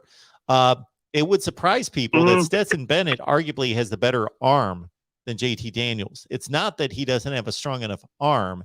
It's that he makes poor decisions, and he doesn't necessarily have the arm talent in terms of putting the right touch on the ball and putting it in the right places. But he's a much better runner. He's a threat as a runner, and JT Daniels is not. Yeah. Another thing I was going to ask you, too, was the Oregon losing today and how both Cincinnati and Notre Dame dominated and stuff like that. Did that pretty much all but eliminate Cincinnati from the chance of playing in the playoff this year? Oregon losing? That helps Cincinnati. Yeah. Okay. I was just wondering, but was Notre Dame playing real good football and stuff lately? Is that going to hurt them? I hope not. Where if it's between, same here. For as much as Notre Dame plays, for as much as Notre Dame plays a much tougher schedule than Cincinnati, I cannot get past Cincinnati going to Notre Dame and winning the game, and it wasn't even that close. Just like when I seen him down in Bloomington earlier this year. Another thing I'm trying to figure out too is why is it sometimes, with the exception of IU and Rutgers, why is it Ohio State has so much trouble on the road? Trouble on the road. Okay, Nebraska. They went to Nebraska. Where else did they go that they had trouble? Minnesota. Well, they were starting a freshman quarterback. That was his first start. They won by 2 touchdowns. Minnesota's a good team. Yeah, but I mean, no, what I'm saying is, why is it's a closer game on the road than it is at Ohio Stadium? Or is it straight domination? I think that's pretty much the case for everyone. Are you just talking about this particular season? Or are you talking about all the time with Ohio State? This year. This year. They went to Rutgers. They killed them. They went to Indiana. They killed them. They went to Nebraska. They played a close game. They went to Minnesota. There was a close game until the fourth quarter.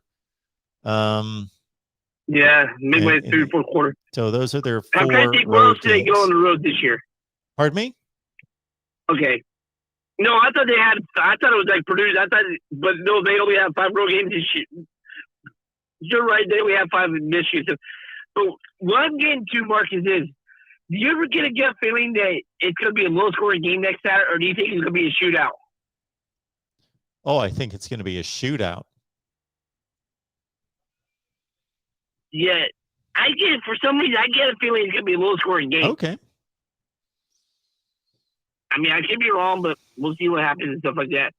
But no, I wish that you would do your top 25 that actually makes sense tonight instead of making it all wait till tomorrow. Do it tonight. Well, I want it to be the way I want it to be. So I got to tell you, when I was watching the second half of the Oregon-Utah game, I thought about starting on it because I thought I pretty much know what's going on. Oklahoma State's winning this game by a zillion points, and Utah's winning by a zillion, so I pretty much have a cap on this. I could probably start it now and figure it out by the time we go on. I thought about it.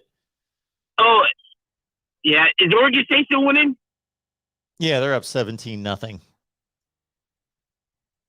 Yeah, and you still don't think they can get to the Pac-12 championship and maybe win it? Oregon State? Sure they could. Yeah. Yeah, I told you that a few weeks ago and you said I was crazy. I told you I was crazy. I would have to. Yeah, because I would have to see that clip to. I don't think anything. No, in the Pac-12 it was in the necessarily crazy. No, because you was asking Okay. who you think 4 teams that could surprise everybody and win you asked us to do in the comment section to post 4 teams who you think will win their conferences this year. And I went with Purdue, Oregon State. Well, I was wrong about Purdue, but even though technically they can still mathematically beat Coach Champions, but it's going to be Wisconsin goes to Indianapolis. Oregon State, Purdue, and I can't remember who the other 2 off the top of my head was. But anyway, I mean, Oregon State and stuff like that. So are they, besides the Rose Bowl, is the Big Ten and Pac-12 tied into any other bowls? Are the Big Ten and the Pac-12 tied to any other bowls? Besides the Rose Bowl? It used to be the Holiday Bowl, but I think that ended just a couple of years ago. That would be the only one that comes to mind. All right. I was just wondering something. Oh, last thing before I go is I want to write for you, but do I have to submit something from my previous work, or do I have to just write you a story? You're going to have to Do a submit story something. and then You can upload either write something new, or you can take something you've already written and submit it. All right. Sounds good. All right. Hey, Mark, I don't know if I'll talk to you this week, but if I don't, I hope you and your family have a great Thanksgiving. Thanks for taking my call, and have a great rest of your show. And I appreciate keep that, being Michael. awesome, man. Thank you so much for that, Michael. Happy Take care. Thanksgiving to you, Okay. too. You too. Thanks. Bye-bye. What we love about Michael is that he's enthusiastic. He loves his football. He loves his Purdue Boilermakers. And I sure hope I didn't call him crazy for saying Oregon State's going to win the Pac-12. I don't remember doing that, but it's possible. It's possible. I was going to look up some bowl projections from this year just to see. I don't care about the bowl projections themselves. I want to see what the affiliations are.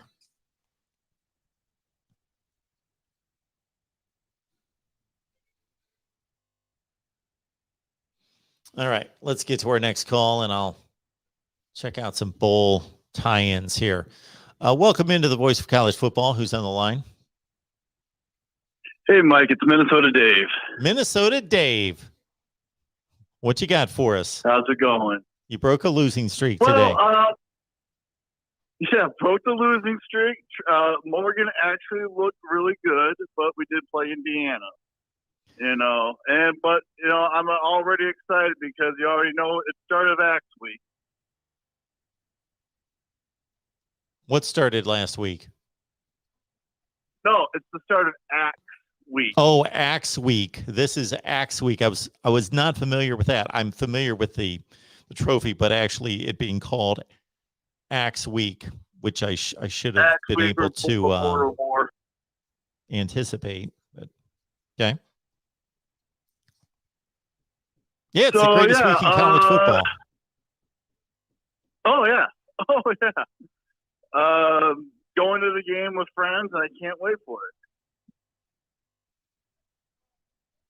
But I guess my question for you is: did you watch any of the Nebraska-Wisconsin game? Yeah, I watched some of it, not as much as I wanted to watch, but yeah, I watched the last couple of drives because it was obviously the game was on the line. I was in and out. So did you think that was at the end of the game? Do you think that was pass interference, or do you think it was? I'd have to see it again. I really don't. I saw the play bang bang, and then I know that Dusty Dvorak, I think, was the color analyst, and he was pretty adamant that it was pass interference and it needed to be called. But I didn't really take that much attention to it to draw my own conclusion. Yeah, and my other thing I want to talk about, I think it's time to really consider 8 teams in a playoff. And I feel like you should be having your conference champion makes the playoff. And you would have, so that's 5 spots already given to the conference champions. Then you can argue about, let's say that it's had the highest non-power 5 team, highest ranked non-power 5 team makes it. And then you can argue about the next 2. And then I would have the games played in the top 4 schools in the first game. So an extra home game for those top 4 teams. And then you could have the bowl games,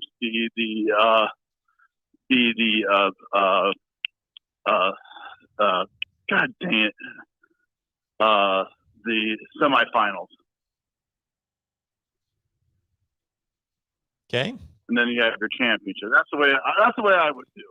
Well, I got to say that I was a bit amused by your opening line when you say, I think the time has now come that we need an 18 playoff, considering I wrote a paper in high school in 1984 that said we need to expand the college football well, there was no playoff at the time. It just flat out said we need a 16-team college football playoff. So I've been talking about this for, that's almost 40 years ago. Absolutely, we need a legitimate playoff. But my only question to you, if I caught your format correctly, is how do you determine the 8 teams and how do you determine the top 4 teams that get to play the home games? The top, well, it would go by like your normal ranking right now. Your rank. Right. Who's ranking these? Who's ranking these teams? Are we going to continue to have incompetent people ranking teams? We'll do it by committee. Let's do it like we're doing it like now. Really? I mean, really? You want to continue to do it the way we're doing it now?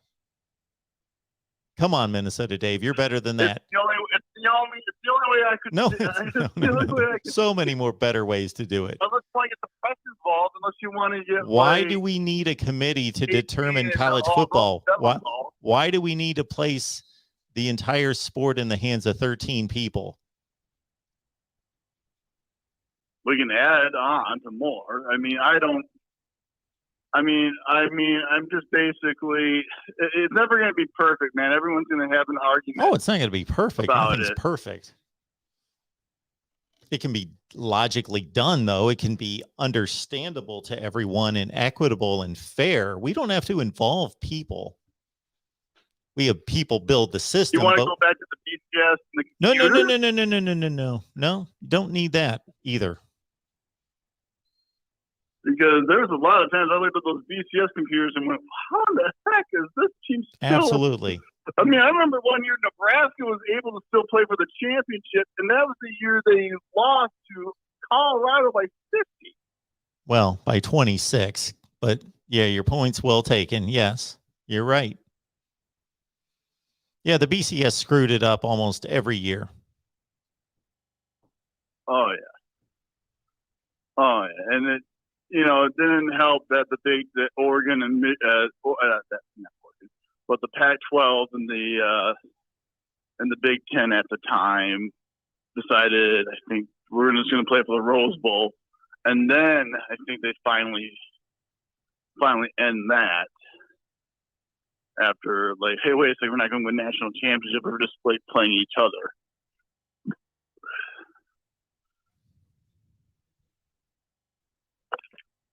But yeah, I'm like I said, really excited for this week. Would like to see the format change a little bit to 8 teams. I would like to have the idea of maybe, like someone like, I always hear about these SEC schools, talking about how they dominate college football. I'd like to have them one game for an SEC school to come up to like the Big Ten country and play in like really cold weather and see how they do.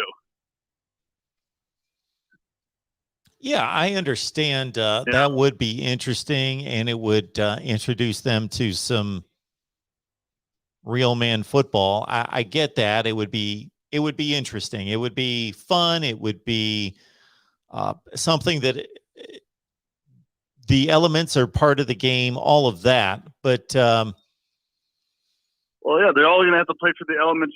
Like when they join, most of those guys are going to be in the NFL. You're going to have to play for every element. But let's understand that don't expect. I think some college football fans, and I'll target the Big Ten in particular, I think that they believe that just because Alabama comes north to play at Wisconsin and it's 18 degrees outside, that they're just automatically going to go into a shell and not be able to do anything. Well, no. I think we need to understand. Brett Favre is one of the great cold weather quarterbacks in the history of the NFL, and he's from Southern Mississippi. These players are drafted by all sorts of teams to Buffalo, New England, Minnesota, and elsewhere in the NFL, and they do just fine. Yeah. I'm just saying that like every time I have to hear from the SEC country on how they're so great and they don't, personally, if it wasn't for Georgia or Bama, the SEC would just be me, probably even with either, the Big 12. Well, wait a minute. Minnesota Dave, I hate to be devil's advocate, but then again, on one hand, I love being devil's advocate. So I agree with much of what you're saying, that the SEC is largely overrated. It has been for the last 15 or 20 years. But to all my SEC listeners, please hang with me for just a second. The SEC is the best conference in America. It has been consistently the best conference in America, but not necessarily by the gap, by as much as SEC people believe it is, or the groupthink national media that don't do their homework or look beyond the surface to determine these things. Yeah.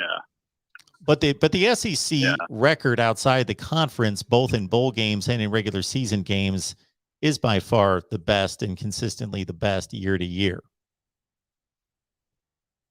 All right, and there's one thing I want to say before I'm done.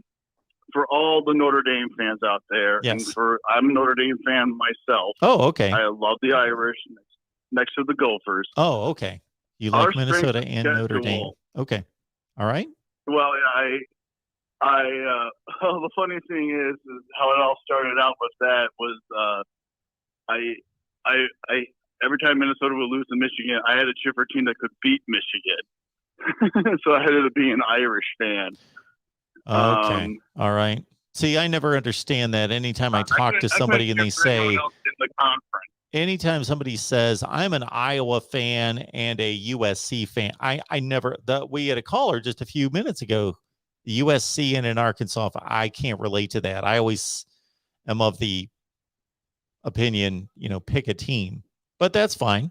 You can have 100 teams if you want. So I get that. Minnesota would always lose to Michigan, so you wanted to be able to have a team that would beat Michigan. I get that. So what happens when Notre Dame plays Minnesota in a bowl game? Well, I'm a Minnesota fan. Okay. True. All right. Minnesota's my first. Notre Dame's my distant second. Gotcha. Me and my dad, on occasion, every 4 years, we'll go to South Bend and catch a game. You know, find when Minnesota's playing away and find when Notre Dame's playing at home, and we would go to South Bend. Do you have any Notre Dame clothing? That day. What? Do you have any Notre Dame gear, clothing? Yes, I do. Okay. I have a couple T-shirts. I would buy those T-shirts that they always sell at the school. Those school T-shirts things that started after the Catholics versus convicts T-shirts when they found out they needed something to do for the students to make. So I would buy those T-shirts every time I would go, and then of course I have a Notre Dame hoodie and hat.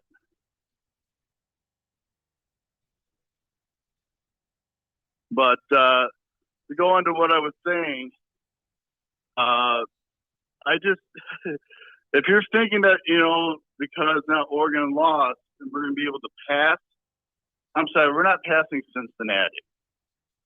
You know, we just don't have the strength of schedule. Oh, excuse me. I feel that you know, we could easily pass them unless they lose and we blow out like Stanford.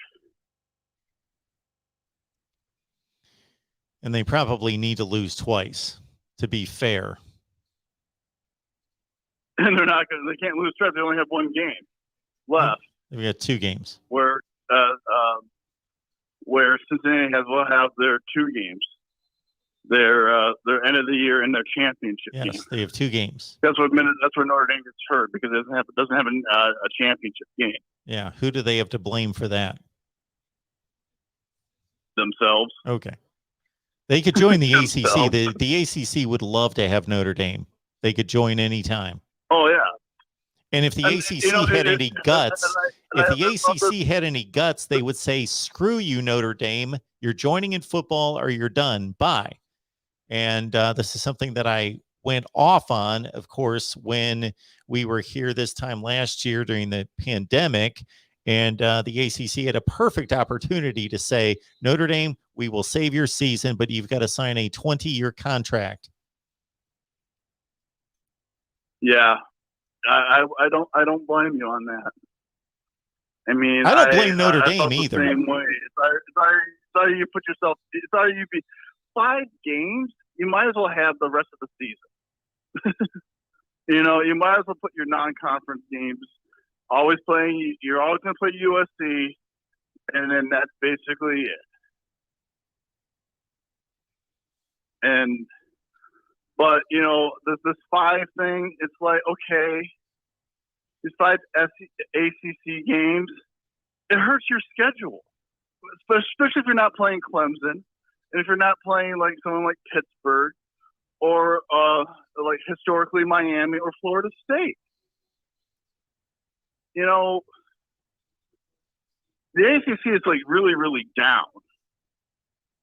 And all you're doing is hurting yourself if you're not playing the champion of the ACC. Yep. Yeah, you know, I don't understand it. I don't get it.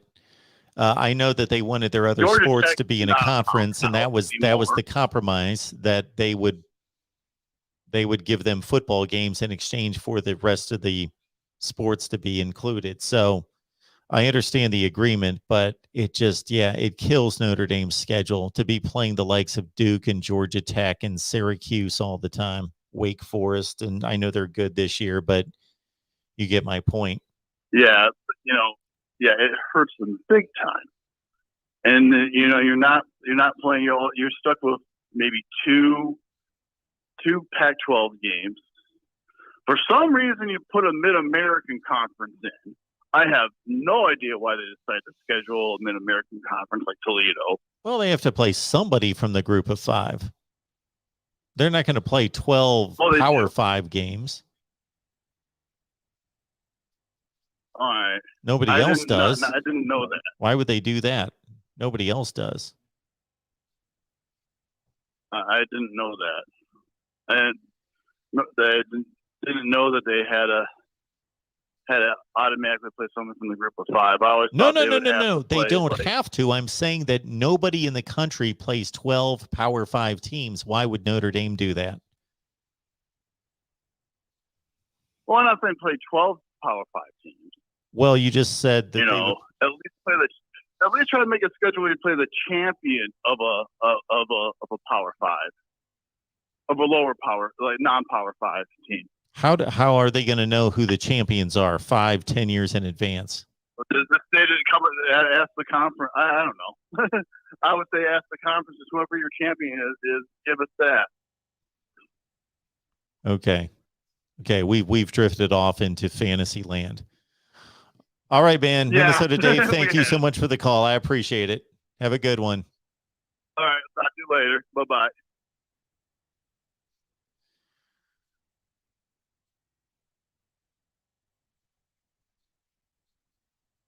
Next up here at the Voice of College Football, who's on the line? Good evening, Mark. It's J-Dub calling in from Des Moines. Hope you're having a good evening. I am doing well. How you doing? It's fine. I thought I'd call in and give you a chance to talk to somebody who was sober this evening, and somebody who does not root for two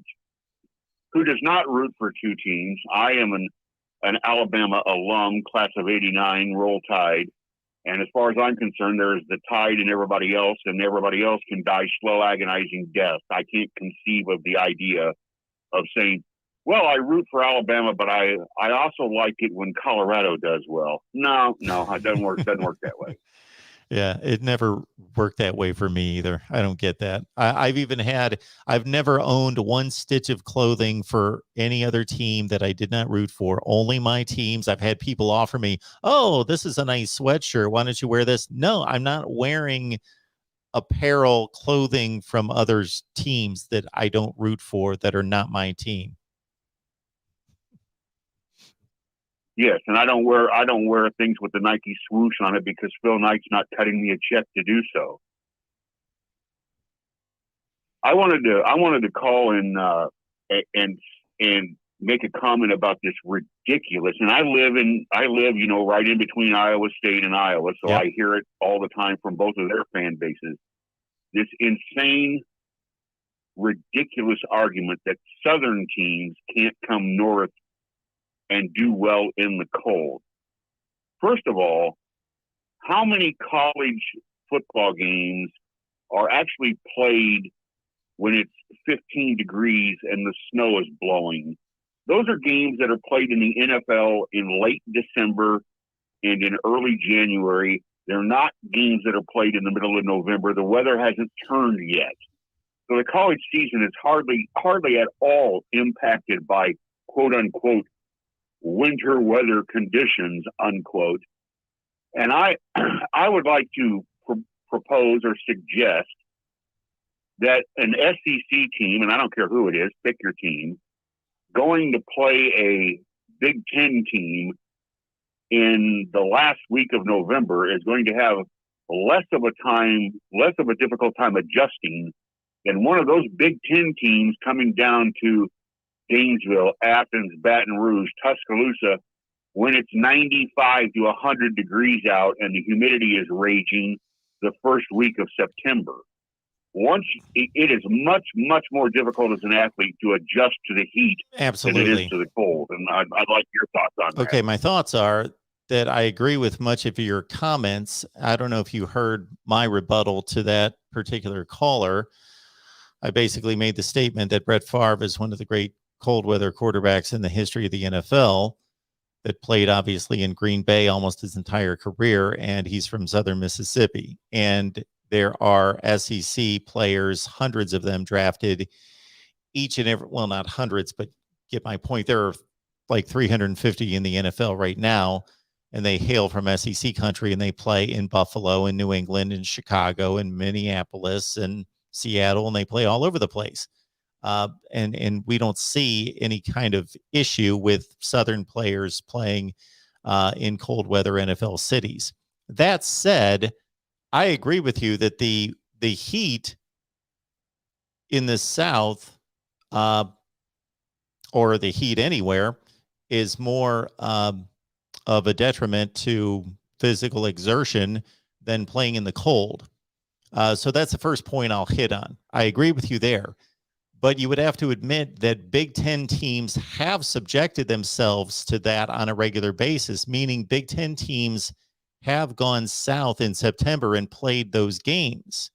And then they also go to play in bowl games against SEC teams, in which that is I'm not going to say it's some kind of huge disadvantage, but it's a disadvantage when teams from Wisconsin and Michigan and Minnesota, et cetera, in Big Ten country regularly play in Citrus Bowl, Gator Bowl, Outback Bowl games in Florida in January, when it could be pleasure. It could be a very enjoyable 68 degrees outside and nobody's at a disadvantage, but it could be 84 degrees and humid, and it's a disadvantage to the teams in the Big Ten, but they play in the backyard of Florida, Georgia, Auburn, those teams in bowl games just because of where the bowl games are played. So there is a disadvantage in bowl location to teams in the Big Ten. To your point about the cold weather games in the Big Ten, absolutely.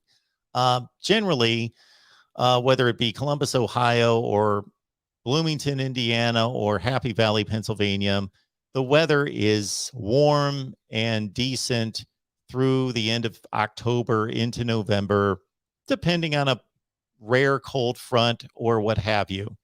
But basically, we'll see. We do see the snow flying, in particular college games played in the Big Ten. I can think of all sorts of games played in Iowa City and Minneapolis and in Columbus at Ohio State games. There have been snow at Ohio State games or at Michigan. So it happens. It's not frequent. No, to your point, they're not playing through into January. So that's not the weather up north. I think some people, based on me living in the South for 7 years in Mississippi, some people think that once it hits September that the snow's flying in the north, but that's not the case. So yeah, the weather impact on Big Ten games is minimal, and typically in the last 2 weeks of the season, if it even impacts the last 2 weeks of the season. Well, as a Bama fan, I'm excited because they've gotten rid of the neutral site week one games, and they've signed a bunch of home and away series, and that begins. I don't know what will happen now because they joined the SEC, but they've got Texas the next 2 years, then Wisconsin, and then Ohio State is shortly on that rotation too, and I think every one of these games is like a week one, week two, week three before the conference seasons start. And I understand wanting to protect the sanctity of the conference season. Once the conference starts, teams don't like to go out of conference play if they don't have to. But it wouldn't bother me at all. I would love to see Alabama come to Camp Randall the third week of November. I mean, that wouldn't bother me at all, and I don't think it would. It certainly wouldn't stop the Bama fans from buying up tickets or Nick Saban from wanting to play up here. It's just the vagaries of how the schedules work out, and so many times fans just talk about, well, why don't they play or why don't they, and they don't take into account the unbelievable amount of logistics that go into putting these schedules together, and you know, how hard it is down the road. You know, if Ohio State decided they suddenly wanted to have a home and away series with, let's say, UCLA, the odds that the Buckeyes and the Bruins could make that happen next year are just about zero. I mean, it's going to take years to find a slot, you know, to put those teams on their schedule. That's why we need to address scheduling. We need to take the scheduling out of the hands of the schools and place it in a committee's hands, and not that the committee would be able to do whatever they want with the schedule. And I'm not going to go through the logistics of my scheduling format, but we give this committee basically a set of parameters to schedule, and we give everyone a fair and equitable out-of-conference schedule. And there's no reason that the schedules can't be built in the off-season prior to each season. We don't need to be scheduling games 13 years or even 3 years in advance. Every professional sport builds a schedule during the off season for that particular season. That's when the schedule should be built. The only thing I can say to that is I would be very careful advancing that thought, because that would start to bring logic and common sense into the equation, and that doesn't often fit with college football. Yeah, that's what we try to do here. We try. I know, and I'm with you on it. So good luck fighting a good fight. Hey, thanks for taking my call, Mark. Well, I I'll step out appreciate and the call. leave room for others. You have a good night. You too. So for those of you who maybe just started to watch this season, I appreciate you being here. But each and every off season, we address a lot of the things that are brought up here when it comes to playoff formats and the way I would do it. I've built all sorts of different playoff formats, whether that be a 16-team or an 8-team. But I really believe that to most effectively implement a playoff format, you have to deal with scheduling first, because what happens when we talk playoffs? When everybody talks playoffs, what do we deal with first? What do we talk about first and foremost? Oh, they had to play A, B, and C. They got to play X, Y, and Z. That's not fair. That's the problem. The scheduling's the problem.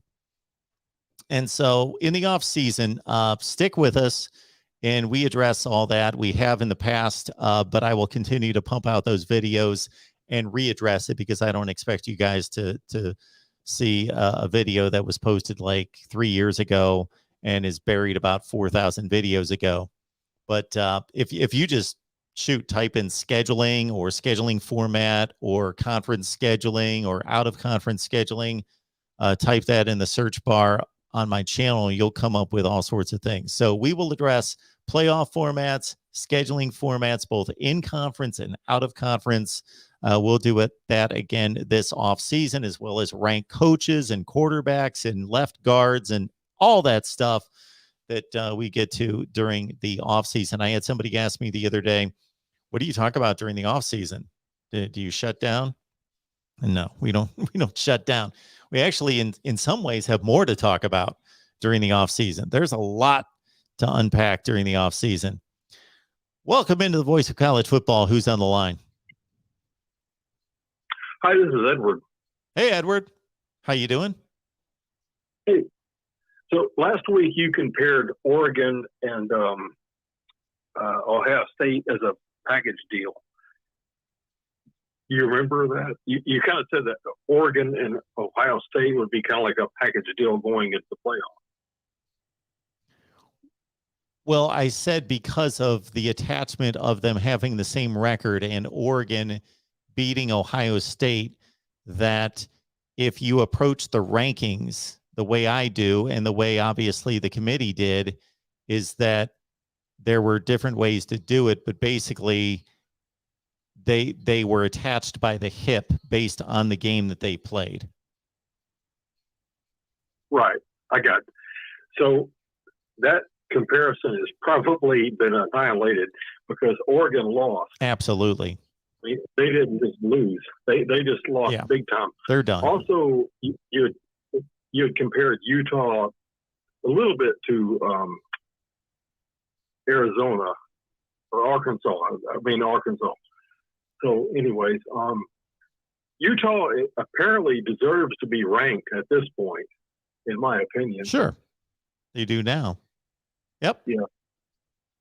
So we've broken away that comparison between, and I think that somebody else on YouTube, somebody else on, they follow college football, I think Uncle Lou or somebody. But anyway, so the Oregon Ohio State comparison, or they've been separated now. Absolutely. Yeah. So now we have what I think is a clash or a collision course. Possibly Ohio State and Georgia in the Natty or the national championship, in my opinion. Well, if you want my thoughts, I think Georgia, Alabama, and Ohio State are the three best teams in the country. And then I think that there's a gap after that based on what we've seen thus far. So what would you say? Would you say Cincinnati would be the fourth? I don't know. The fourth best team in the country, Cincinnati. Boy, it's hard for me to say No, that because I really haven't seen Okay. it out of them. Okay. I'm sorry. Let me back up. Yep. Okay. So Georgia's number one. Yep. Ohio State's number two. Alabama's number three. Who is number four? Right this second, who's the fourth best team or the fourth most deserving? Fourth more deserving, I guess. Okay. I would argue that maybe Michigan, Michigan, Oklahoma, Ole Miss. There's a number of teams that could be the fourth best team in the country, but in terms of the fourth most deserving, right this second in Cincinnati. But for me, if a Big 12 team goes through the next 2 weeks, meaning Oklahoma or Oklahoma State wins that game next weekend and then wins the Big 12 championship, I believe that they have a much better resume than Cincinnati does. And I don't want to keep Cincinnati out of the playoff because I've been the one guy in particular that for years has been sticking up for the group of five, that if you've got an undefeated, I don't know why the group of five is even playing football if they can't get into a playoff regardless of what they do. But unfortunately, we only have 4 spots, and there's no comparison between, let's say, Oklahoma or Oklahoma State's schedule and Cincinnati's schedule. Right. Yeah. Okay. So let's think about this here. Okay. Obviously, right now, Georgia would be number one. Ohio State would be number 2. Maybe Alabama would be number 3. And you're saying maybe that Cincinnati would be number 4? I don't know. Are you talking about what I'm going to rank or what the committee's going to do? Well, what's most likely to happen? Let's say the season ended right now and they had to make a decision. Well, the committee says Georgia's number 1. They had Alabama number 2 last week. Now, they may state this week that the Ohio State win over a number 7 team in the country was so devastating that now Ohio State has leaped up to number 2 and Alabama drops to 3. But regardless of whether one of them's 2 or one of them's 3, the only thing that decides is what uniforms they wear when they play. So that doesn't even matter. So Alabama and Ohio State are 2 and 3 or 3 and 2. And right now, I would believe Cincinnati would be the number 4 team in the country, clearly, according to the committee. Yeah.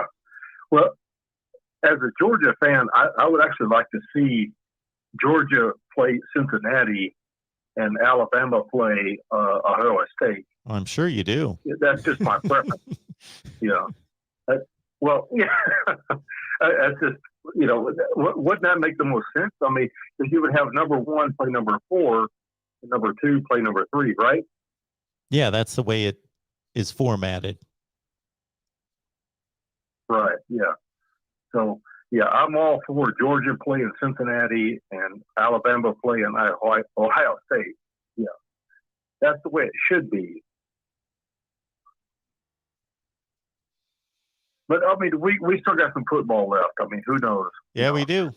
Everybody's going to be playing the toughest teams that they've seen in the next 2 to 3 weeks. So, there's a lot of football to be played. Yeah, Georgia plays Georgia Tech. That's going to be a tough one. Yeah. Well, I'm not necessarily talking about that one when I just said what I said. But Ohio State's actually got a tough. Don't they play Michigan or something?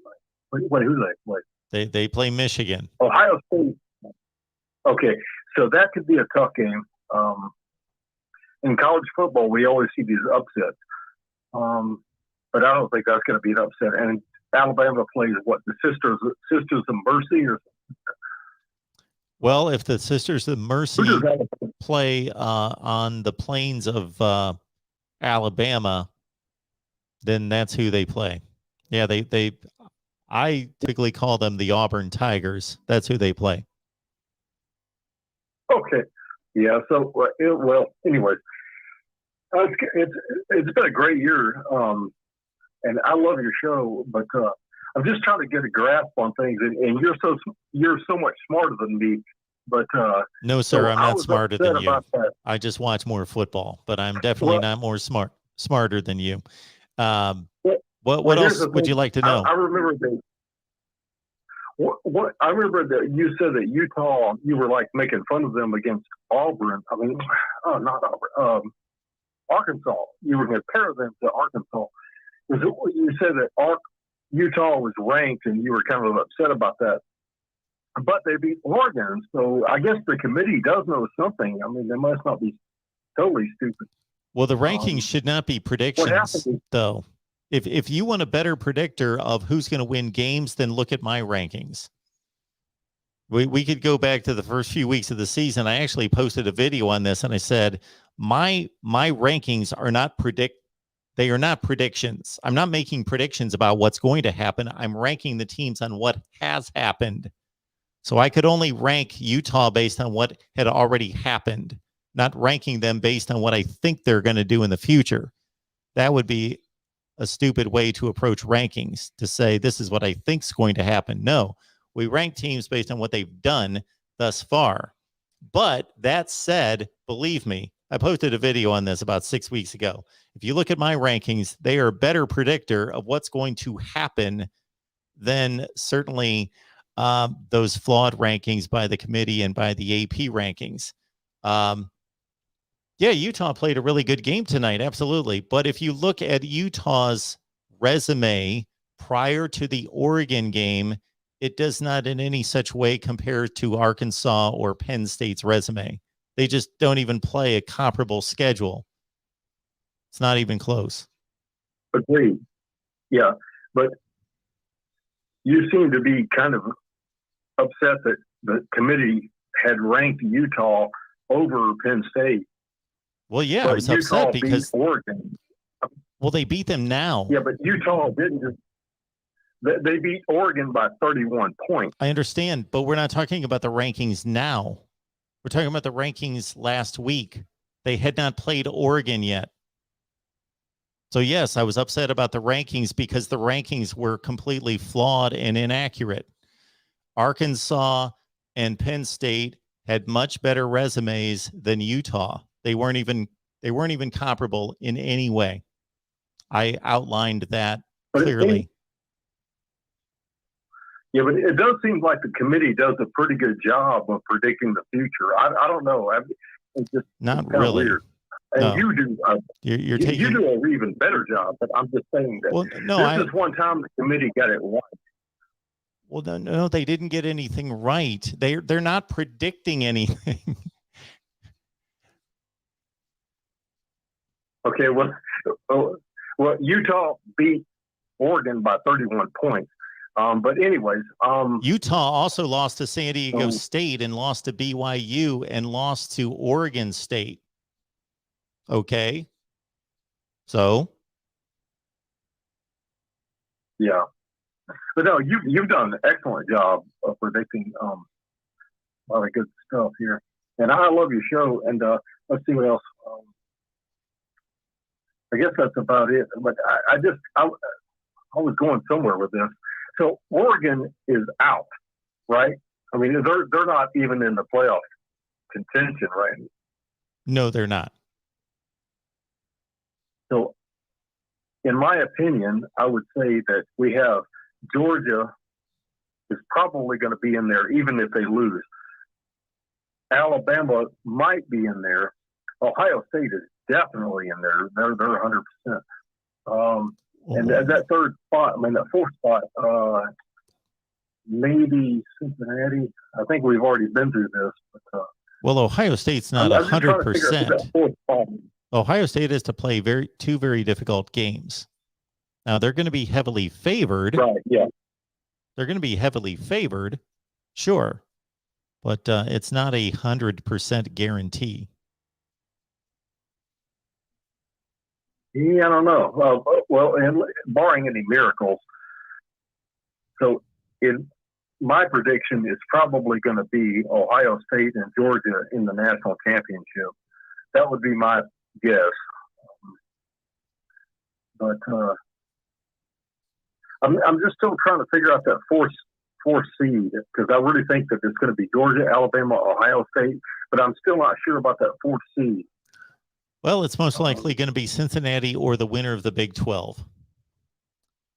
Well, I appreciate the call. Thanks so much for calling. I appreciate that. It too, man. Thank you. You have a good night. Yeah, thank you. You too.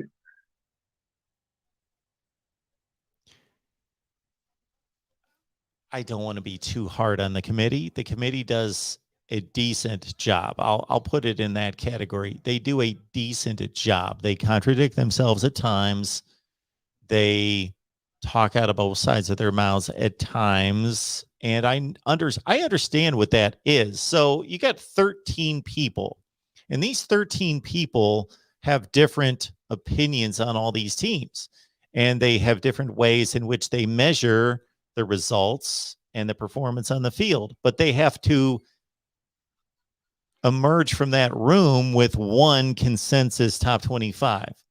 And so, believe me, there are all sorts of people on that committee that don't agree with that top 25. When Michigan State was ranked behind Michigan, even though they beat Michigan, not every person on that 13-person committee believed that Michigan should be ranked ahead of Michigan State. Not every person on that 13-person committee believed that Oregon should be ranked ahead of Ohio State. I guarantee it. That's why you have a committee and you have differing opinions. And when they bring it all together, they come out with one decision. Hey, I know from being involved and part of a management team for 15 years in the corporate world that we had 10, 12, 15 people on our management team. And we had all sorts of different opinions, but we had to leave the room with one consensus decision on whatever the matter was. And then we had to represent that decision as one unified decision, even if I personally thought it was the stupidest decision known to mankind. And that certainly happened a number of times, that it was an idiotic decision. I still had to support it and I still had to promote it. So the same thing happens here with this committee. They do a decent job. They do a good job. They could do better. And Utah beating Oregon by 31 points and it justifying whatever they should be ranked this week has nothing to do with what they should have been ranked last week. They hadn't played yet. Our previous caller just said that the committee did an excellent job of predicting these games by having Utah ranked. Well, they had Utah ranked 23rd and Oregon 3rd. Is that a good predictor of this result tonight? Doesn't sound like it. If they're trying to predict games and if their rankings are a good predictor of the games, then that was not a good prediction. And I don't expect it to be one because mine wasn't either. It ranked Oregon based on the 10 games that they had played prior to tonight, just like Utah. Now I'll have a decision to make that's going to involve a zillion other teams, but basically Utah's 8-3 right now. Oregon's 9-2, and Oregon still has that win against Ohio State. Should they be still ranked ahead of Utah, or Utah with a one-game less record, but a convincing, dominating win head-to-head? Should they be ranked ahead of Oregon? I'll figure that out. Does it matter to most people? Probably not to most people that only care about the playoff, because it will not impact the playoff.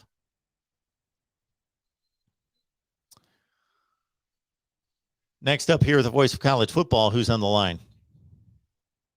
Chris. Hello? How are you? I'm good. Chris. Who am I talking to?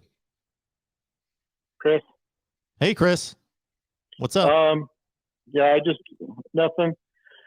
I was going to ask you again, Mark. I know we have differences of opinion. That's fine. I mean, we don't have to agree. That's probably a good thing, actually, that, you have your opinion.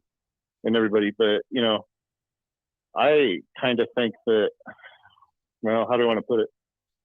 I think when the committee or whoever it is that selects the teams, I don't know exactly what they take into consideration. It probably wouldn't matter even if I did, but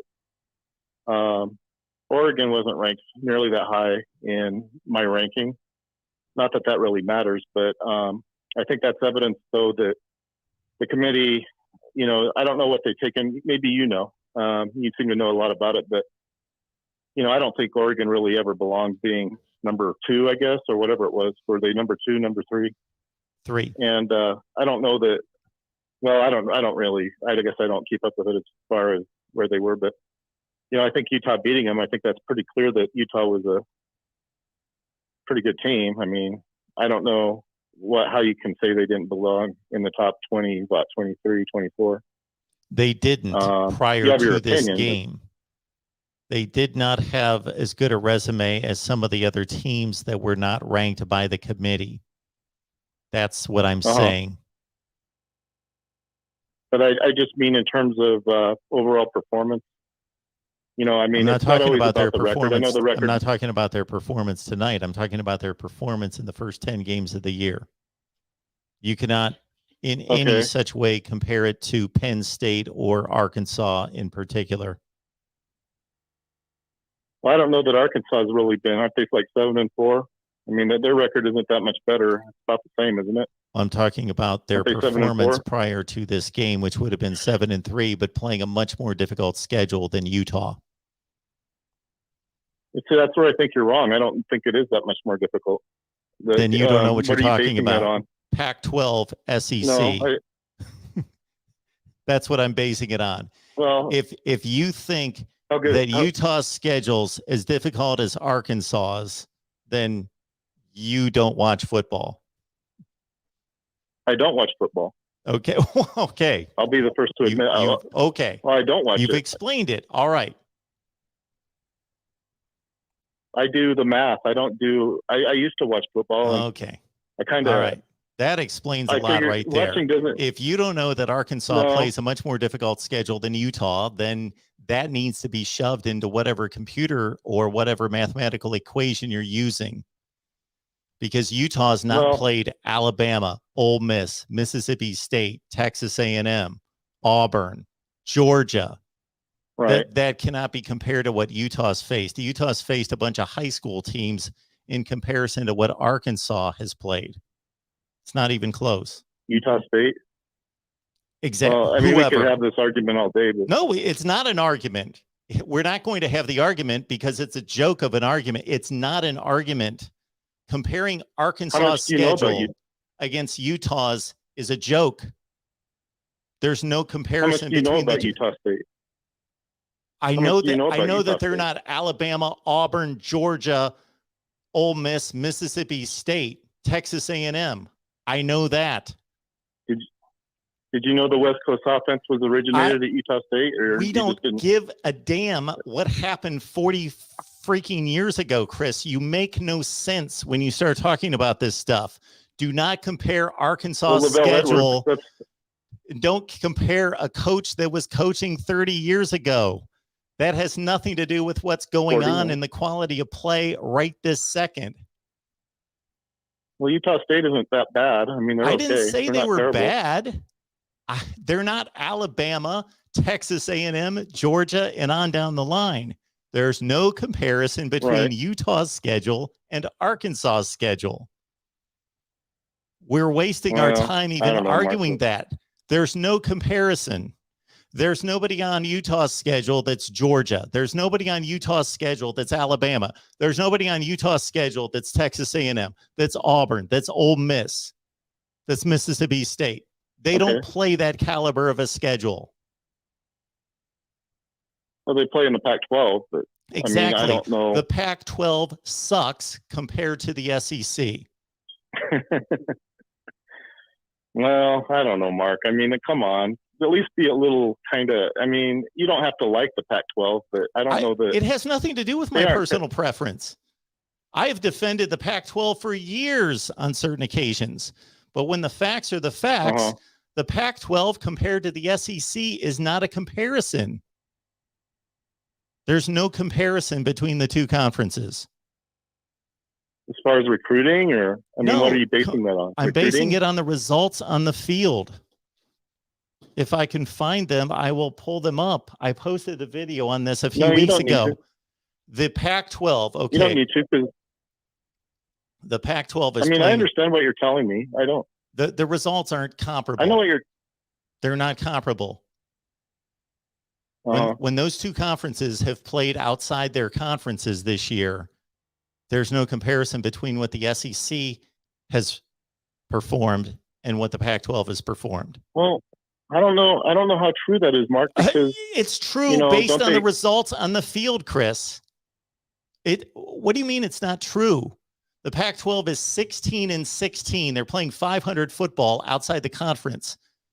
The SEC is winning almost 90% of its games outside the conference and playing more difficult teams. Okay. There's no comparison between the two conferences. We could bring. Do they ever play?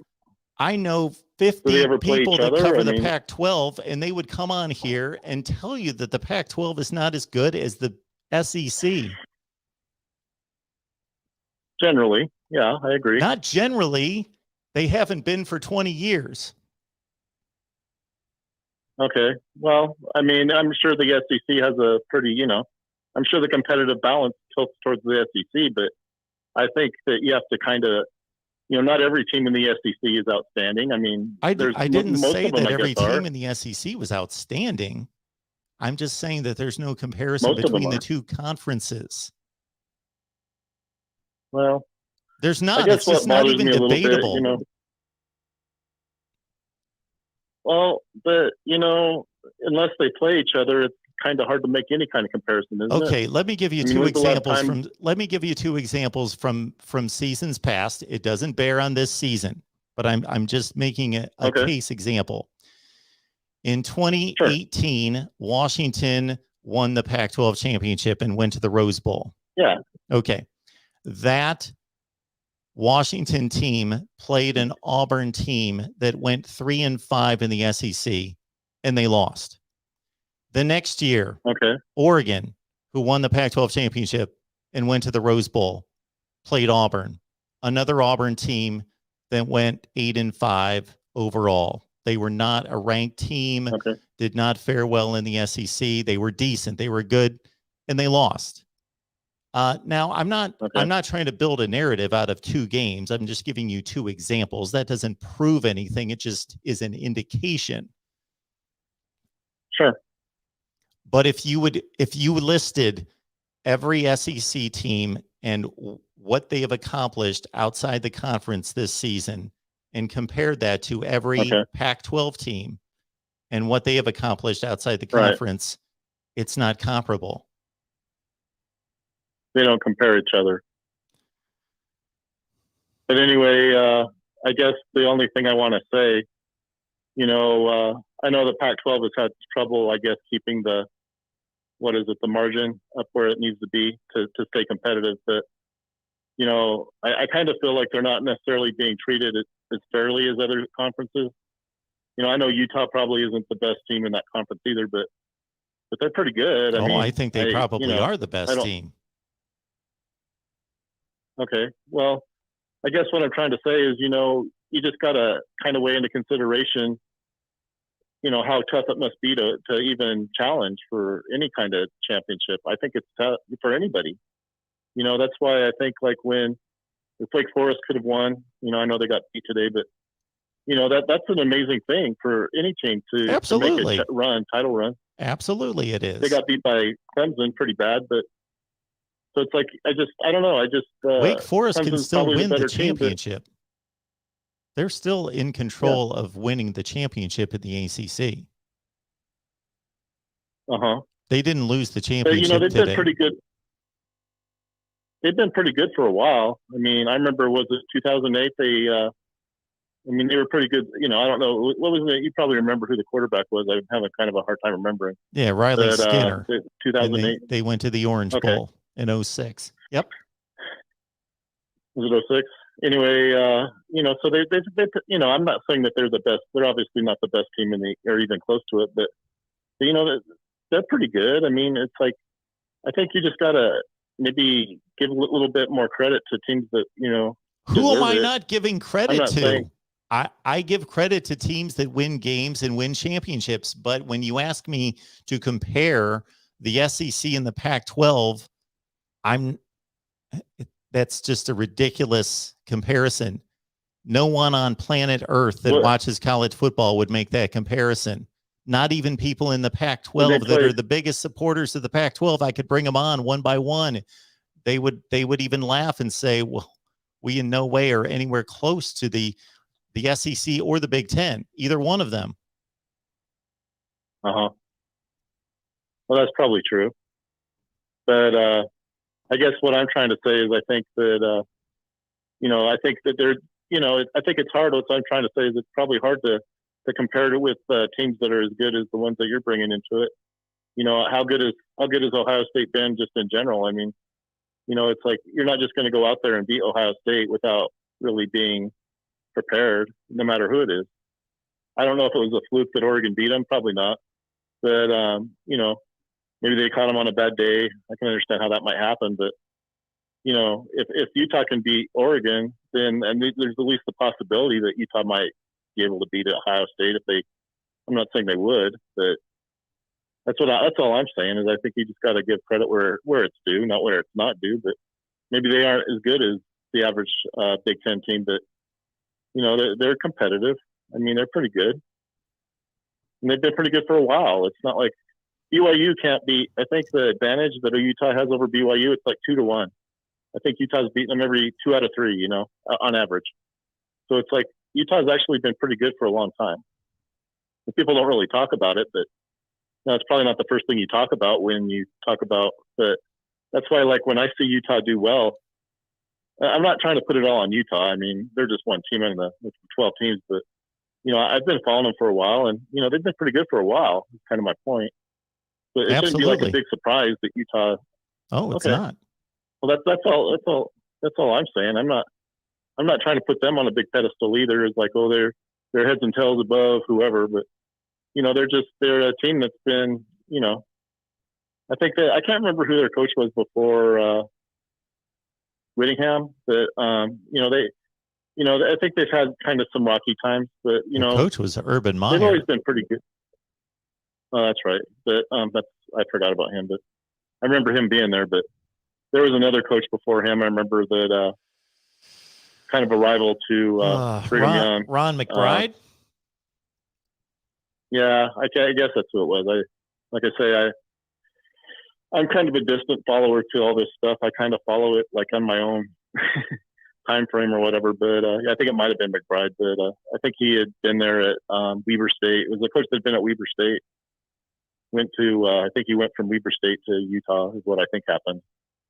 But well, Chris, I don't know how good the football team. Yeah, go ahead. I was just going to say I appreciate the call. Oh, okay. I just like I said, Utah State's had some pretty good teams too. So it's like you just got to maybe be a little bit more open-minded about what you think of the quality of football played. I don't need to be any more open-minded. I am completely open-minded. But when you make comparisons between Utah State and the schedule that Arkansas is playing, you're talking about completely different stratospheres of football. Stratospheres? At any rate, that's just my opinion, Art. Well, I appreciate it, Chris. Okay. Have a good night. All right. Thank you. You too.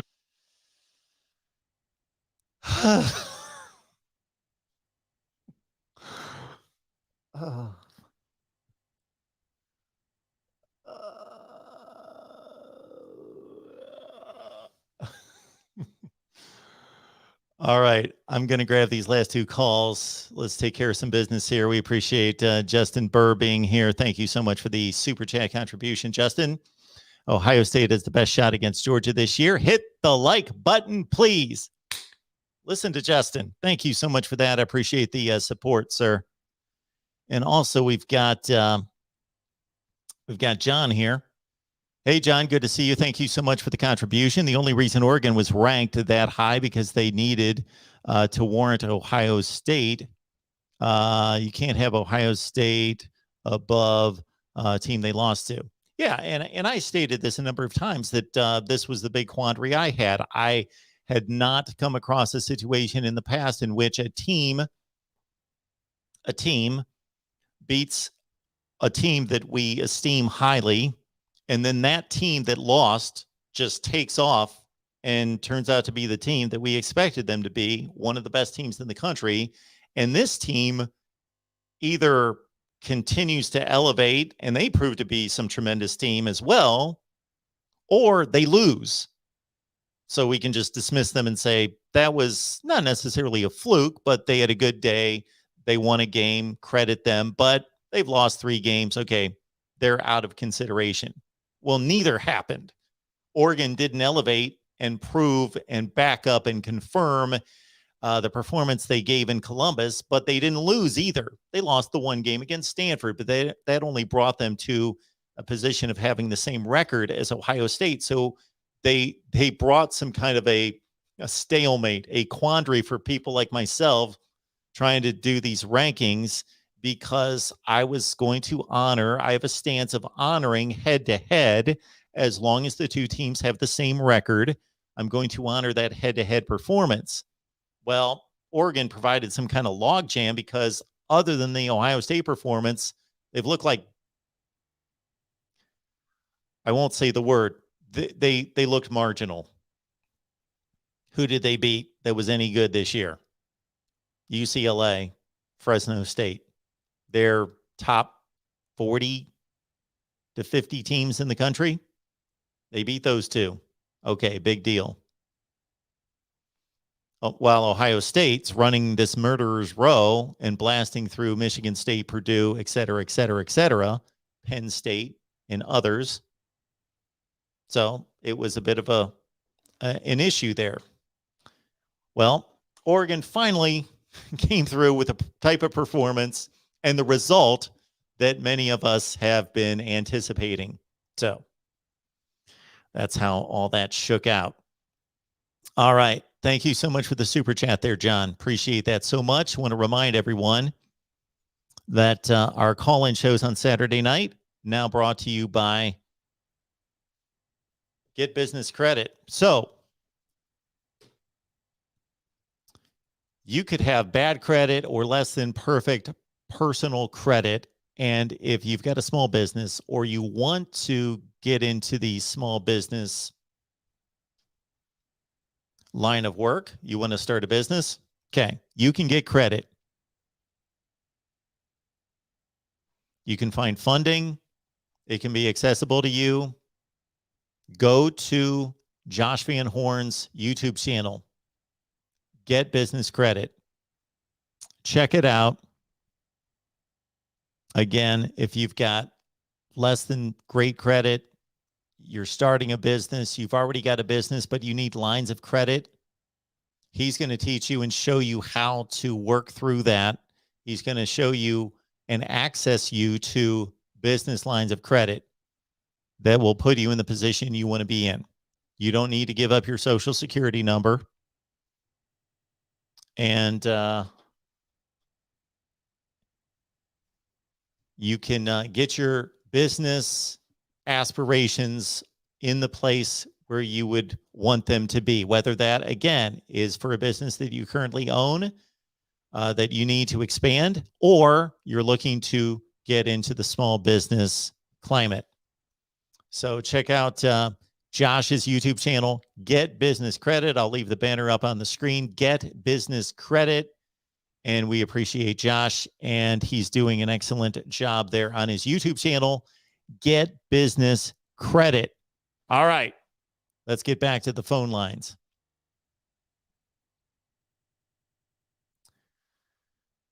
Welcome into the Voice of College Football. Who's on the line? What's up, Mark? We Oh. took a hard loss today, didn't we? I don't know. I haven't checked my record. It's probably not a good one. Yeah. But I took some more of your advice I'm going to give it a look right now. I'll let you know here in a second.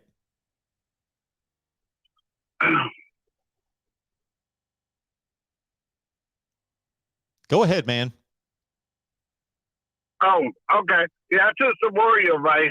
Uh-oh. And I started betting games on a money line. Oh, and, okay. you know, if I knew they were going to win. And I walked away with a pretty penny. But I go through and listen to a lot of people, see if everybody's saying the same thing. That Kent State and Akron game, everybody was like, man, it's going to go over. Ain't no way that's going to go over. Oh, defense sucks. Akron is terrible. And I was sitting there like, dang. I forgot Akron coach quit the game. Quit coaching. Yep. And so, you know, I was like, dang. And, you know, I said, well, it is what it is. Sometimes you got to research stuff for yourself and make sure that you betting the right way. But, you know, sometimes I go opposite of you on some things. Like I picked Baylor to beat Oklahoma. Yeah, I didn't think Baylor was playing very well last weekend. And I don't know what it is about Iowa State. That they have so much trouble. Can't play from being ahead or, you know, coming out strong, if that makes sense. But, you know, they kind of disappointed me this weekend too. So, you know, but it is what it is. And I think I did pretty well this weekend. Well, this total week, we'll see how the NFL goes. And, hey, it is what it is. But, you know, one more thing I would like to talk about, Mark. I really, you know, with Clemson's not in the polls, I really don't pay much attention to it. I still watch college football. But I heard, and you have said this several times, but I heard some other people on other media stations say it, like, I think Joe Clatt said it too. How in the world does, explain to me why Wisconsin is 7-3 and Clemson is 7-3, but Wisconsin is right and Clemson is not. I mean, I know you can't explain it because you really don't know what the committee's thinking, but do you understand the logic behind that? Well, I've got Wisconsin. Even with Arkansas. I've got Wisconsin ranked ahead of Clemson. Well, how do you come to that conclusion then? What's that? How did I come to that conclusion? How do you come to that? Their schedule's a lot tougher. Wisconsin's played Notre Dame, Penn State, Michigan, Iowa, Minnesota, Purdue. You think Minnesota tough this year? I mean, their running backs would beat up. I mean, I'm not saying they're bad team, but their running backs won't like that. Minnesota would probably be, one of the best teams Clemson's played. What, second or third best team? I mean, Clemson loses to Georgia. Yeah, Clemson loses to Georgia. Sure. What, 10-3? Yeah. On a neutral site and on a pick 6. And let's say Clemson with that game. Clemson's terrible this year. Don't get me wrong, but they're still 7-3. But I still don't see. I don't agree with what the caller said. Nowhere in the world that the Pac-10 is better than the SEC. But this splitting these guys in the schedules is like, how can you compare when they all 7-3? And Clemson losses. NC State's not a bad team this year. Pitt is a pretty good team, but Pitt lost to Western Michigan, which I don't know what Western Michigan record is, but I think they were a pretty decent team on this. They're 6-5 this year. Well, this is how you can do it, DeAndre. I'm not saying this is a perfect way to do it, but this is how you can do it. That the ACC has been pretty awful outside the conference, while the Big Ten is not and the SEC is not. I think the SEC and the Big Ten are the two best conferences, and I don't even think it's close. They've just performed so much better, while the ACC is not. Therefore, we can say that Wisconsin, having played all these teams, because those teams have gone outside the conference and performed well, is better than Clemson playing the teams that they've played. Let me ask you this. If you switch the Clemson with Wisconsin. What do you think Clemson record would be in the Big Ten? This And the Clemson defense is team, about the same. if this Clemson team that would have played in the Big Ten against Notre Dame, I if guess they would have they- played they- Wisconsin's schedule. Mhm. Well, my goodness, if they lost to NC State, NC State and Pitt, okay, those are the two games they lost, and they were close to And losing Georgia. other games. And you got to understand that whether it's the committee or myself, we're also ranking based on performance too. So the Boston College game wasn't pretty. The Syracuse game wasn't pretty. Like there were a lot of the Georgia Tech game wasn't pretty. Like they could have lost how many games beyond their record? Yeah. Because you got to Well, take I that mean, into consideration. I agree with you. Otherwise, there's no way to separate these teams. So you got to look at their performance too. I mean, Nebraska could have beat 3-7, and they could have beat what's it called today? I mean, don't get me wrong, Clemson was terrible. It's terrible this year. I mean, for what we've seen over the last 10 or 11 years, but I gotta agree with what the guy was saying. It's like if these teams don't match up on the field, how do we know how good they are? I mean, Clemson gave Georgia, who plays in the SEC, who's the best team in the SEC right now, and they only beat them by 7 points. And that's with Clemson and all their injuries. I mean, think about it today. The receivers that started off the year didn't even play today. Excuse me, for Clemson. And they're still without Breezy, who's probably their best defensive tackle. And everybody has injuries, but I'm just saying that some of this, when it's getting to 7-3, I just think they need to have a better measure of how they measure stuff. And I agree with somebody else saying, I think you have said it in the past too. Why not get people that actually watch college football all day long? You get some of these guys who are ADs who don't watch football. They got to take care of their school, and then they also on the committee. You know what I'm saying? Like somebody said, why not go get Joe Klatt? Put yourself out there. I know you're Ohio State fan, but you're not an Ohio State homer like Uncle Lou and Pete, who's a cluster homer. You're not that type of homer. You're just like, hey, I like college football. Yes, Ohio State's my favorite team. I know all about them, but you're subjective. Well, just to interrupt you real quick, DeAndre, just to back up your point that you made, and then I'll let you go. I'll let you continue. I made the point to somebody the other day who said, well, you're making these rankings and you must be biased to Ohio State. I told them, I said, I guarantee you that if you went through my rankings from week to week, from the time that I started putting these rankings together, I guarantee you that I have ranked Ohio State lower than the AP poll or the coaches poll many more times than I've ranked them higher than the AP or the coaches poll. I guarantee it. Yeah. Like I said, and I try to explain to people, I wish these guys would play each other more so we could really get the understanding of how good these teams are. Because the offensive line was a major problem this year. But I guarantee you, not saying I guarantee you, but if Clemson played in the Big Ten West, I think they'd have a little bit better record than what they had. I mean, it's just NC State overtime just to beat that terrible Clemson team without their two top receivers. I mean, their losses are bad, but they're still a very talented team this year. But like I said, I don't like the rankings anymore.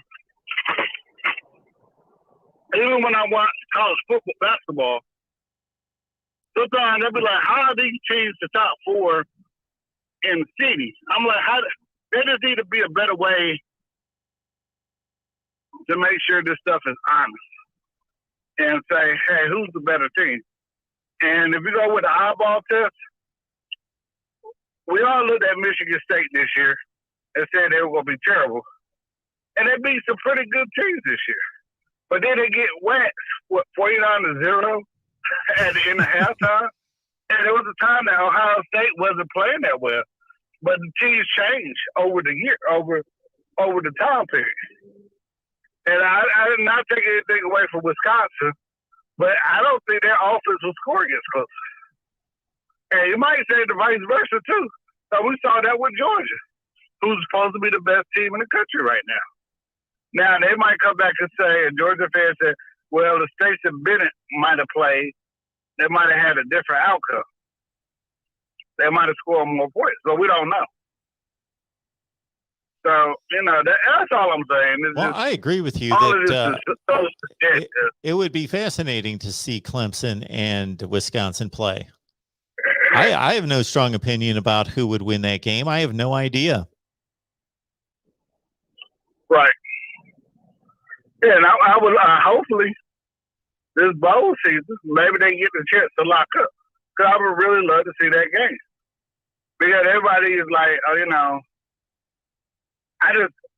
really don't see anybody, if Clemson is healthy, in the Big Ten West, beating Clemson like that. I just really don't see it. I think they were doing the same thing Wisconsin is doing now.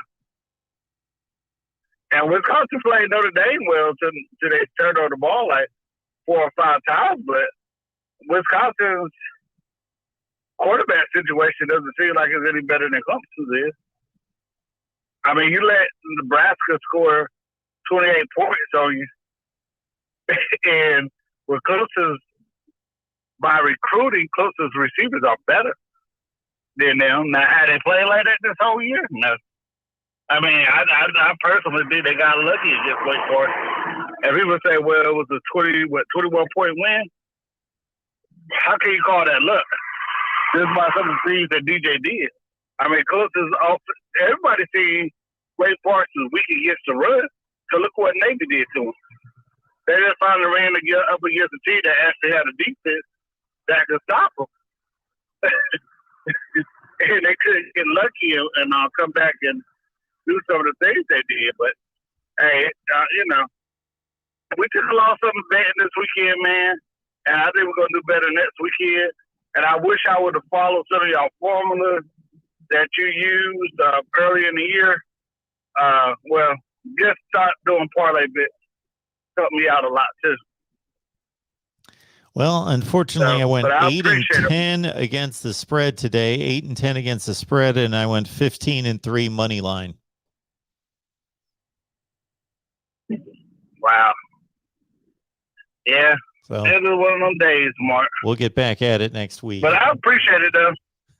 Thanks, yeah, DeAndre. yeah. And we're going to do a better job next week. But, hey, Mark, you take care, man. All right, DeAndre. Have a good one. All right. It's our man, BGPO Football Funk. He's got a YouTube channel, BGPO Football Funk. Check out his YouTube channel. Loves Clemson, loves the Pittsburgh Steelers. All right, here we go. Voice of College Football on the line with you. Who's on the line? Hey, Mark, how's it going? It's going pretty well. Cool. Hey, I'm trying to wrap my head around how Cincinnati met. Before we get started, who am I talking to? With who? Seeger, my name. Oh, well, thanks for calling. Go right ahead. Mm-hmm. Trying to wrap my head around how Cincinnati matches up with anybody else that's going to end up in the top 4. I can't see it. Well, I will play the other side and say that they matched up well against Georgia in the Peach Bowl last year.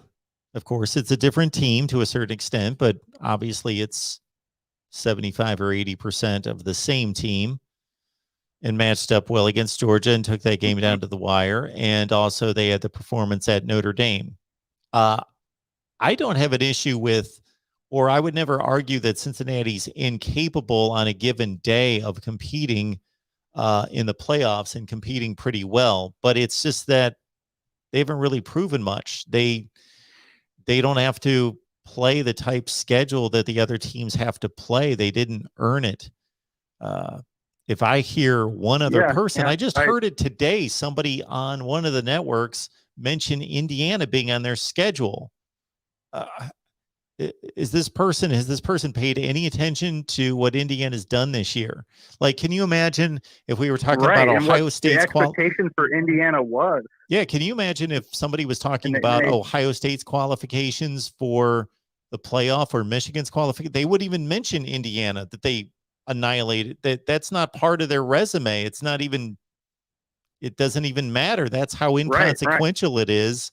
But to Cincinnati, it's they played Indiana. And they only I'm a Michigan fan, and usually we mention Indiana because they play us tough. Sure. Almost always they give us a game, and this year it's like, well, we should have probably beat them worse, you know. And what I like to point out to people is it's all about perspective, really. What I like to point out to people as well is I watched that Cincinnati Indiana game, and the score was 30-24 with about 6 minutes left in the game. And Indiana had the ball down to the 5-yard line to take the lead with 5 or 6 minutes left. It was a close game. Yeah. I think since he caught Notre Dame when they were catching, they were still trying to find their stride. You know, it's just one of those years where I wish Notre Dame would have stepped up and beat Cincinnati and made it simple for all of us. Because now, I don't know if a Big 12 champ should be at the 4 spot instead of Cincinnati. I'm looking ahead here. I'm obviously predicting the future, but it seems to me that I'd rather see Oklahoma in that 4 seed than Cincinnati. I mean, I just don't want Georgia to get a bye first round of the playoffs. Yeah, it's unfortunate that the Big Ten will produce one team, and I can't really see another team that's going to challenge Georgia in that 4 spot. But yeah, I would have much more faith in, I would have some more faith in Oklahoma or even Oklahoma State than I would Cincinnati. Yeah, I mean, who was it a couple years back that went undefeated and didn't get in? Was it UCF? Yeah, back-to-back years. 17 and 18. See, I mean, that happened already, so it's not like it's unheard of that, Cincinnati won out. They did real good this year, but it's Cincinnati. I know it sounds bad, but that's what everyone's thinking. Yeah, so even last year, Cincinnati was undefeated and got left out. I see. I didn't even know that. Had no clue. Yeah, they were undefeated. So it's happened 3 times.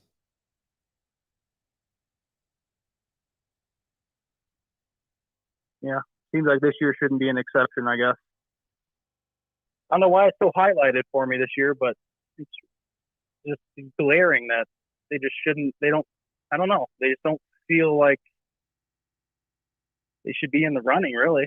Not that I have anything against Cincinnati. It's just I see how good the teams are, you know?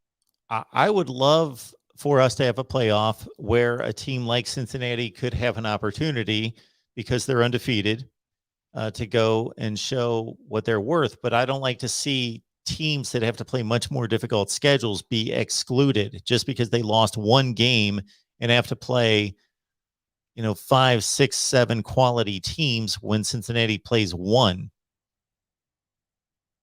Right. Yeah, I agree. I mean, I try to put myself in the shoes of somebody in that committee, like trying to fit all these good teams into everyone that deserves a spot into the playoffs. It's impossible. You just can't do it. It's a fight you can't win. It's so asinine that they even try to do it with 4 teams.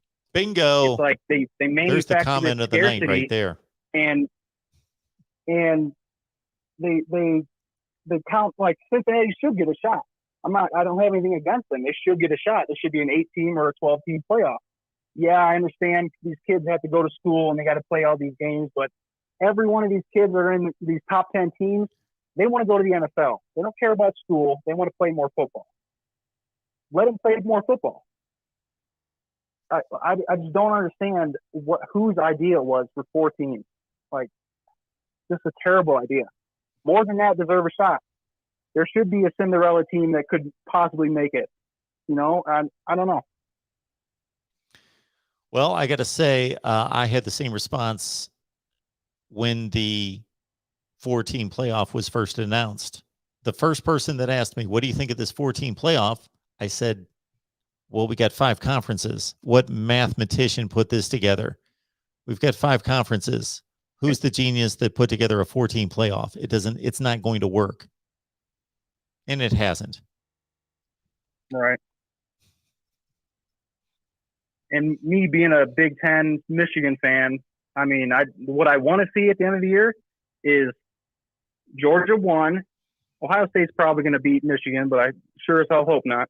Sure. Ohio State 2, Bama 3, and Michigan 4. I mean, that's what I'd like to see, but that's just a pipe dream. Yeah, wouldn't that be? See, if you would have, be interesting. If you would have not lost to Michigan State and then lost to Ohio State by a field goal, wonder what they would have done with that. Yep. Michigan's 11-1. They lost to Ohio State by a field goal, and Ohio State's laying waste to everybody. What are they going to do? Cincinnati, Michigan. Would have loved to have seen them have to make that decision. You really think those Big Ten refs called Harbaugh and said sorry? I don't think so. I don't think the office would have called him. Well, if they made it public that the Big Ten office said that those calls were incorrect. Was it just some tweets or was it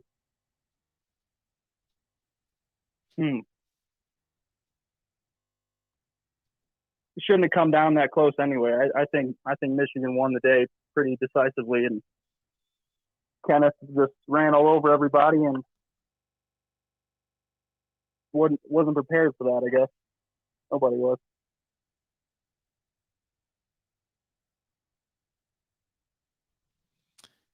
All right, man. Anything else on your mind? No, nothing else. Just had to vent about the Cincinnati thing. Sure. That's why I'm here.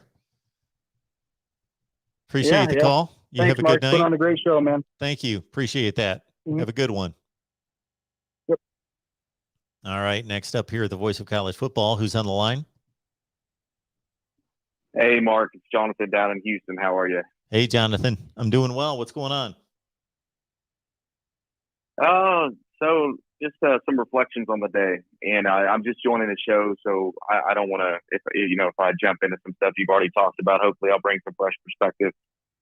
But wanted to highlight a couple of things. I'm going to start off with something fun. I'm going to give you coaching resumes, and I want you to tell me who they are in the Big Ten. All right, 2 Big Ten coaches. All right, here we go. Coach A,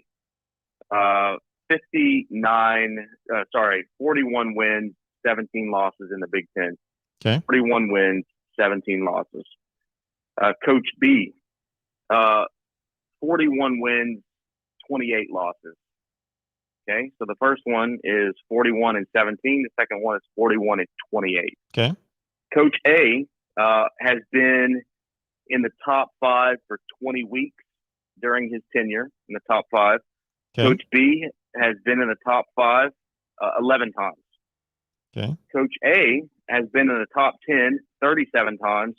Coach B has been in the top 10 33 times. So Coach A has a better resume. Who are the 2 coaches? Coach A and Coach B. All right. 41 and 17 in the Big Ten, 41 and 28 in the Big Ten. So I'm going to guess Harbaugh went, if I add up the records real quick, from 2015 on in the Big Ten, he went like 6-2, 6-2, 5-4, 7-1,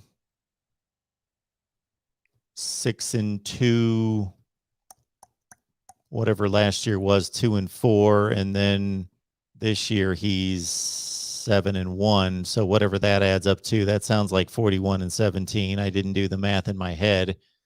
So that sounds like Harbaugh's A.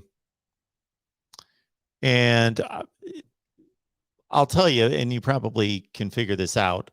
I know all the records of all the Big Ten teams like in my head. So if I sat here and added everything up, I could figure it out, but I'm not going to do that, obviously.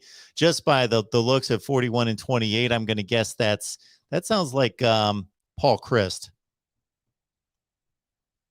Pretty close. Pretty close. Yeah. Hang on so you just have a second. A is correct. A is Harbaugh. 41-28. Who did I miss? 41-28. Is that Brett Bielema? No. You need to go east. Further east.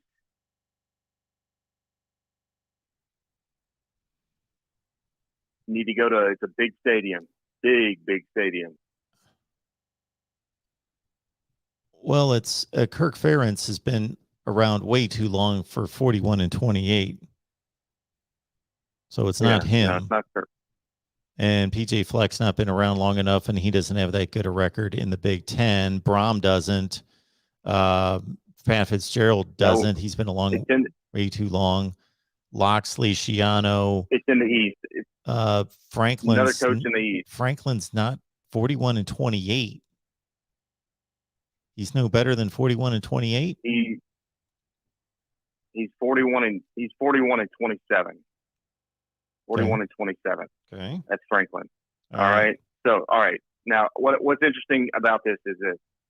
Up until 2 weeks ago, James Franklin was the hottest coaching commodity. Yeah. Hey, man, he's going to take the USC job, blah, blah, blah, blah, blah. Harbaugh, man, he's playing for his life. Yeah. Do you want me to cut to the chase and answer this question for you? And put some of these numbers into context? Okay, well, let's understand. Let's understand that James Franklin took the job from Bill O'Brien. Bill O'Brien's the guy that should be credited for cleaning up Penn State post Sandusky. Okay, so Bill O'Brien gets that credit, or he should. And James Franklin came to a very stable situation, albeit not a great football program at the time. So O'Brien went 8-4 and 7-5. So Franklin's record is a bit downgraded by his first two seasons, in which he went 7-6, 7-6 the first 2 years in 14 and 15. So his Big Ten records were probably 4-4 or 5-3, something in that range. Probably 4-4 both years if he was 7-6. And then he got off to a 1-2 start, and that's when he made the run to the Big Ten championship in 16. So probably in 15 and 16, he probably went 8-8. So that skews that quite a bit. So he's been much better since 16. So the thing I will say about James Franklin over Jim Harbaugh since they got it going at Penn State is he has won a Big Ten championship. He has beaten Ohio State. He has played an epic Rose Bowl game that they lost. He has won 2 other New Year's Day games, New Year's 6 games over Memphis and Washington. So he won a Fiesta Bowl and a Cotton Bowl. And even more so than that, his team has played competitively against Ohio State every year.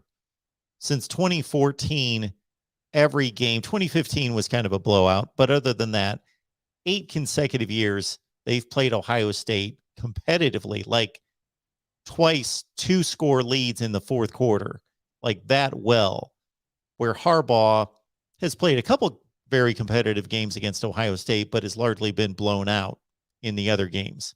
That would be my argument on the James Franklin side. Yeah, and you know that's fair. One thing to say about Harbaugh is he's 0-5 against Ohio State. He's 3-4 against Michigan State. He's 3-3. 4-3 against Penn State. He's 3-3 against Wisconsin.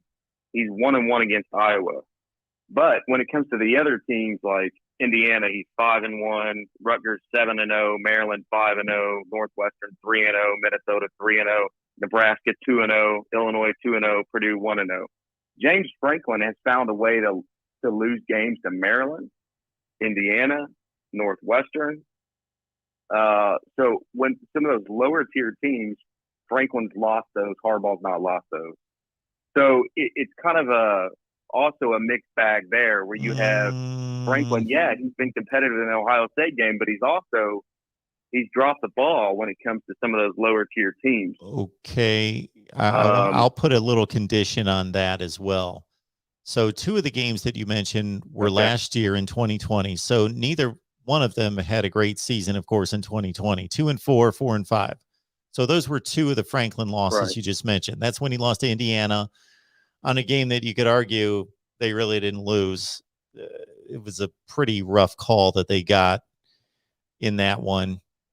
A couple pretty rough calls. Anyway, they lost to Indiana and they lost to Maryland. So those are the 2 games. Those are in the COVID year, just like Michigan lost to, who in the heck did they lose to in going 2-4? They obviously lost to Michigan State, who was no good, and whomever else they lost to last year. Anyway, if you go back to the Northwestern game, I think that was a pretty good Northwestern team.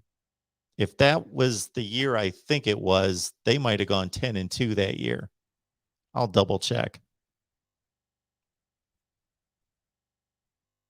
So that's not necessarily losing to a bad team. Yeah, it's I just think it's kind of interesting, things, while we're in the business of talking about Jim versus but I get your point. James Franklin. Jim, here's a couple other things that Jim hasn't done. Jim's never lost to Illinois. He's never lost to Maryland. He's never lost to Northwestern. He's never lost to Illinois twice. He's never lost to Maryland twice. He's never lost to Northwestern twice. And this is my favorite one. He's never kicked a field goal from the 2-yard line down 0-28 in the third quarter. Who did he do that against? That was against Iowa. Okay, so the 2015 Northwestern team that beat Penn State was 10-2. So I don't know that was necessarily an embarrassment. Yeah, I just my broader point is I just think it's funny how the media is like, hey, James Franklin is such a great coach, and he was such a hot coaching commodity. Now, granted, that's cooled down the last 3 weeks, but I think we should give Jim Harbaugh a little bit more credit in the media than he's getting, right? I mean, this is a guy who 3 times now has gone into the Ohio State game with one loss or less, in his 7 years. That's like almost 50%. So it's not quite 50%, but it's solid. That's solid. And he's got to find a way to beat Ohio State once. He's got to at least get that off his chest once. The last caller, we're not going to relitigate the Michigan State game, but he's got to find a way to put Sparty away on a more regular basis. But I do think, even with all that said, I do think he doesn't get as much credit probably as he does deserve nationally, just because of those 2 rival games have really, really given him sort of a bad reputation. And it's fair. It's fair. But what's not fair, I think, is to say, hey, this guy's coaching for his life. I don't really think that's a fair narrative. So that being said, I think this game coming up next week is, it's going to be interesting. The media is going to play it up like, Michigan is really on fire. I mean, look what Michigan did, to Maryland, and Ohio State's on fire, and look what they did to Sparty today. And this is going to be an epic showdown. Mark, look, you and I both know what's going to happen next week. All right. Ohio State's going to win that game. They're going to win that game again. The one caveat is the ball is funny shaped and it bounces in weird ways. So is there a chance Michigan can win the game? Yeah. But here's what it's going to take for Michigan to win that game next week. All right. Michigan is going to have to play a damn near perfect game. All right. No turnovers. Ohio State is going to have to make some mistakes, some costly mistakes. And Michigan's going to have to get some calls in its favor. And the ball's going to have to bounce in some funny ways. Like, all those things are going to have to come together, in my opinion, for Michigan to come out of there with a win. So I'm a little bit like your guy, Michigan podcast. I don't agree with his assessment. He says I don't count the 12th game of the year and whatever. Michigan plays an 11-game season. I think that's kind of dumb. But I like Steve. Steve Dace is a great guy. But I just think, man, Michigan fans are so jaded at this point. It's like Ohio State fans that are still dealing with some PTSD from the John Cooper era. It's like they couldn't find a way to beat Michigan during that era. Well, Michigan feels the same way. You've got 2 wins since 2003, and it's brutal. And Michigan fans are having a really hard time flipping on that TV on that last game of the year every year because it's just so damn painful. And I called it about this last week, and I said until the recruiting gap closes, this isn't going to change. And I thought you had a really good perspective. You're like, look, it starts, Jonathan, with the administration wanting it at the level that the Ohio State administration wants it. And I think you're spot on with that. So I'm going to watch it, man. I'm a Michigan fan. I'm going to watch it. But I'm also a realistic fan. I'm not a homer. And it's sad for me. This is real talk, man. It's sad for me to have a team that's 10-1 and you feel completely uninspired to watch that game. And I think I speak for a lot of Michigan fans who are like, typically, if you were 10-1 and playing for an opportunity to go to the Big Ten championship, you'd be pretty stoked. But most Michigan fans would probably tell you, I don't really want to watch next Saturday because we already feel like we know what's going to happen. And that's tough, man. That's a tough place to be, but that's real talk. So it's disappointing, man. But we'll see what happens. They play the game for a reason, and I am going to watch it because I want to be a good sportsman and I want to enjoy my team, and I don't want to, bail out on them. When they're, they played their butts off all year, and they've had a good year. And it's been exciting. And I've gone to bed, Mark, 10 Saturdays really happy this year. And that's a good thing, right? I've watched with my 3 boys Michigan win 10 times this year. Mm-hmm. And that's been pretty damn fun. Yeah. And I'm pretty excited about that. Absolutely. So you give yourself a little bit of perspective. And then finally, last point, I don't want to dominate the airwaves. Last point is the Cincinnati business. I think what's going to happen next week, mark it down, man. Playoff rankings are going to come out, and they're going to look like this. Georgia 1, Alabama 2, Ohio State 3, Michigan 4. And what's going to happen is the Michigan-Ohio State 3-4 thing is going to work itself out. So whoever loses that game is going to drop out. But for 1 week, that's going to be your ranking. Michigan is going to jump Cincinnati this week in the ranking, and it won't mean anything because that game's going to sort itself out. But it'll be fun for 1 week. But that's what I think is going to happen. And if that was a betting line, I'd put my money on that. That's what's going to happen. I'd put some big money on that.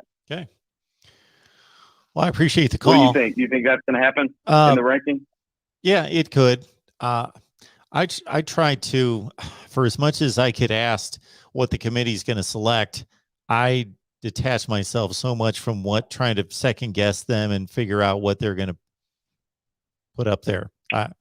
I know as much as you guys know. We're all following it together. I don't try to figure them out. Yeah. But sure.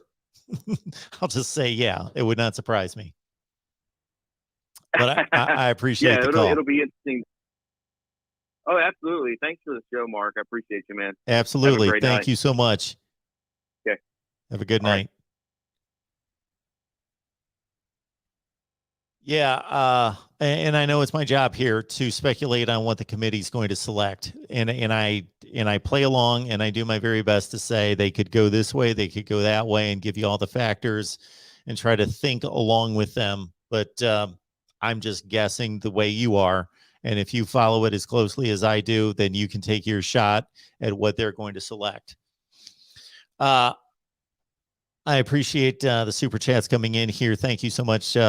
We've got Todd. Thank you for that. Oklahoma State is the best defense in the country. Change my mind. Watch Georgia play. Will that change your mind, Todd? Oklahoma State does have a tremendous defense. They do. They have by far the best defense in the Big 12, although the way Oklahoma played today against Iowa State for much of the game, I was pretty impressed with the Sooners on defense. But yeah, Oklahoma State is the best defense in the Big 12. I'm trying to think the best offense they have faced this year is probably, from an experience standpoint, it should have been Iowa State, but it might have been Baylor. The best offense Oklahoma State's played. I am impressed with their defense. The team that they played tonight, Texas Tech, not good on offense. Their quarterback's young. He threw some horrible passes, so they didn't have much to overcome tonight. But still, when you shut out anybody, and I don't know what the final score was, but they were up 20-0. So it was basically a shutout if it didn't close out as one. Yeah, Oklahoma State does not have a top 5 defense in the country. So I'm going to change your mind there. I'm not going to go through all the details of why they don't have a top 5 defense in the country, but they're right on the cusp. They're right there. Let's see. Dave checking in. Good to see Dave. What I was trying to get at is that Notre Dame should make a deal with 9 Power 5 conference to play their champions next year. Okay. That's again fantasy land because the schedules are already made. Would I enjoy that? Of course, that'd be great. So Notre Dame's going to play Georgia, Pitt, Ohio State, Oregon, and Oklahoma, or whomever wins those conferences. Obviously, we don't know yet, but that's a rough estimate. If Notre Dame play those teams, great, but that's not going to happen. So that's great. If we want to live in fantasy land, that's what Notre Dame's going to do next year. Yes, Notre Dame's already built a schedule for 2022. So that's who they're playing. And they don't have 5 open slots because they play that frickin' ACC schedule. So the ACC schedule, Navy, USC, Stanford, they're always there. So that's who they're playing. That's who they got. But thank you so much for the super chat, Dave. Appreciate that so much. Minnesota Dave. All right, I believe that is it for the super chat comments. Don't want to miss any.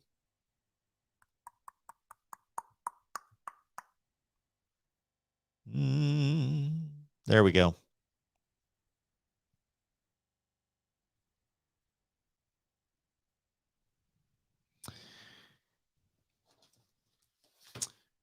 So, folks, again, if you got a small business like me, very small business, but hey, it's growing, right? Thanks to you. Appreciate all the support, the contributions, whatever they be. The like button, subscribe to the channels. If anybody's listening to me and wants to help us grow the channels and you're not subscribed to our Iowa channel in particular, because that's the one that's the closest to 1,000 subs. So we need to get all our team channels to 1,000 subs. So please subscribe on our team channels. We've got Florida, Florida State, Miami, Virginia Tech, Clemson, Texas A&M, Alabama, Auburn, Tennessee, Georgia, LSU, Oklahoma, Texas, Ohio State, Penn State, Michigan, Nebraska, Iowa, Wisconsin, USC, and Oregon, Notre Dame. So please subscribe to those channels. But if you're going to pick one out, Iowa, we got to push that to 1,000. Also, if you own a business or you would like to own a business And I think with a lot of the craziness that's going on in our country right now, now is a good time actually to start a business. I won't go into details there, but I am abundantly happy that I did. So if you need funding or you need business credit, Josh Van Horn at Get Business Credit. It's a YouTube channel right here. So you can type it in to the search bar, Get Business Credit. He's going to teach you how to succeed, going to teach you how to access thousands of business credit lines. Even if you've got bad credit, not perfect credit, not ideal credit personally, this is different. He can still get you business credit and get you all set up. So again, head on over to Get Business Credit right here on YouTube. Check out Josh's products, lock it in with him, and he can set you up with business credit and get you business funding and business capital to help grow your business. All right, everyone. It's great to see all of you here at the Voice of College Football. Vinay's here. Or no, that's Vandy Dandy. I apologize. Vandy Dandy, thank you so much for that. Clemson better schedule than... Okay. I thought this was playing off of the conversation I had with DeAndre about Clemson's schedule and Wisconsin's, but it's not. Clemson better schedule Vandy if they want to make a bowl game next year. Don't really know what that pertains to, but Clemson's pretty well in good shape about getting to a bowl game, playing South Carolina this week, and already at 8-3. But Vandy Dandy, thank you so much for the contribution there. Vandy went down to Ole Miss tonight. That's a game I shouldn't have put on my prediction list just because it was this 35-point game, and I knew Ole Miss would just kind of mail it in, but I picked them to cover, and that was stupid. And yeah, shouldn't have touched that game. But appreciate everybody being here. We will be back on Monday for sure. So sometime on Monday with our call-in show. Then Tuesday night, be here at 7 Eastern on Tuesday. We'll watch the playoff rankings unveiling together. Then we'll take your calls and we'll sort through it all here at the Voice of College Football. So again, Tuesday at 7 Eastern, be here. In the meantime, we'll have a call-in show on Monday. And also, we've got our Nebraska live show on Monday at 4 Eastern on the Nebraska channel. Appreciate everybody. Hit the like button, and we will see you soon right here at the Voice of College Football.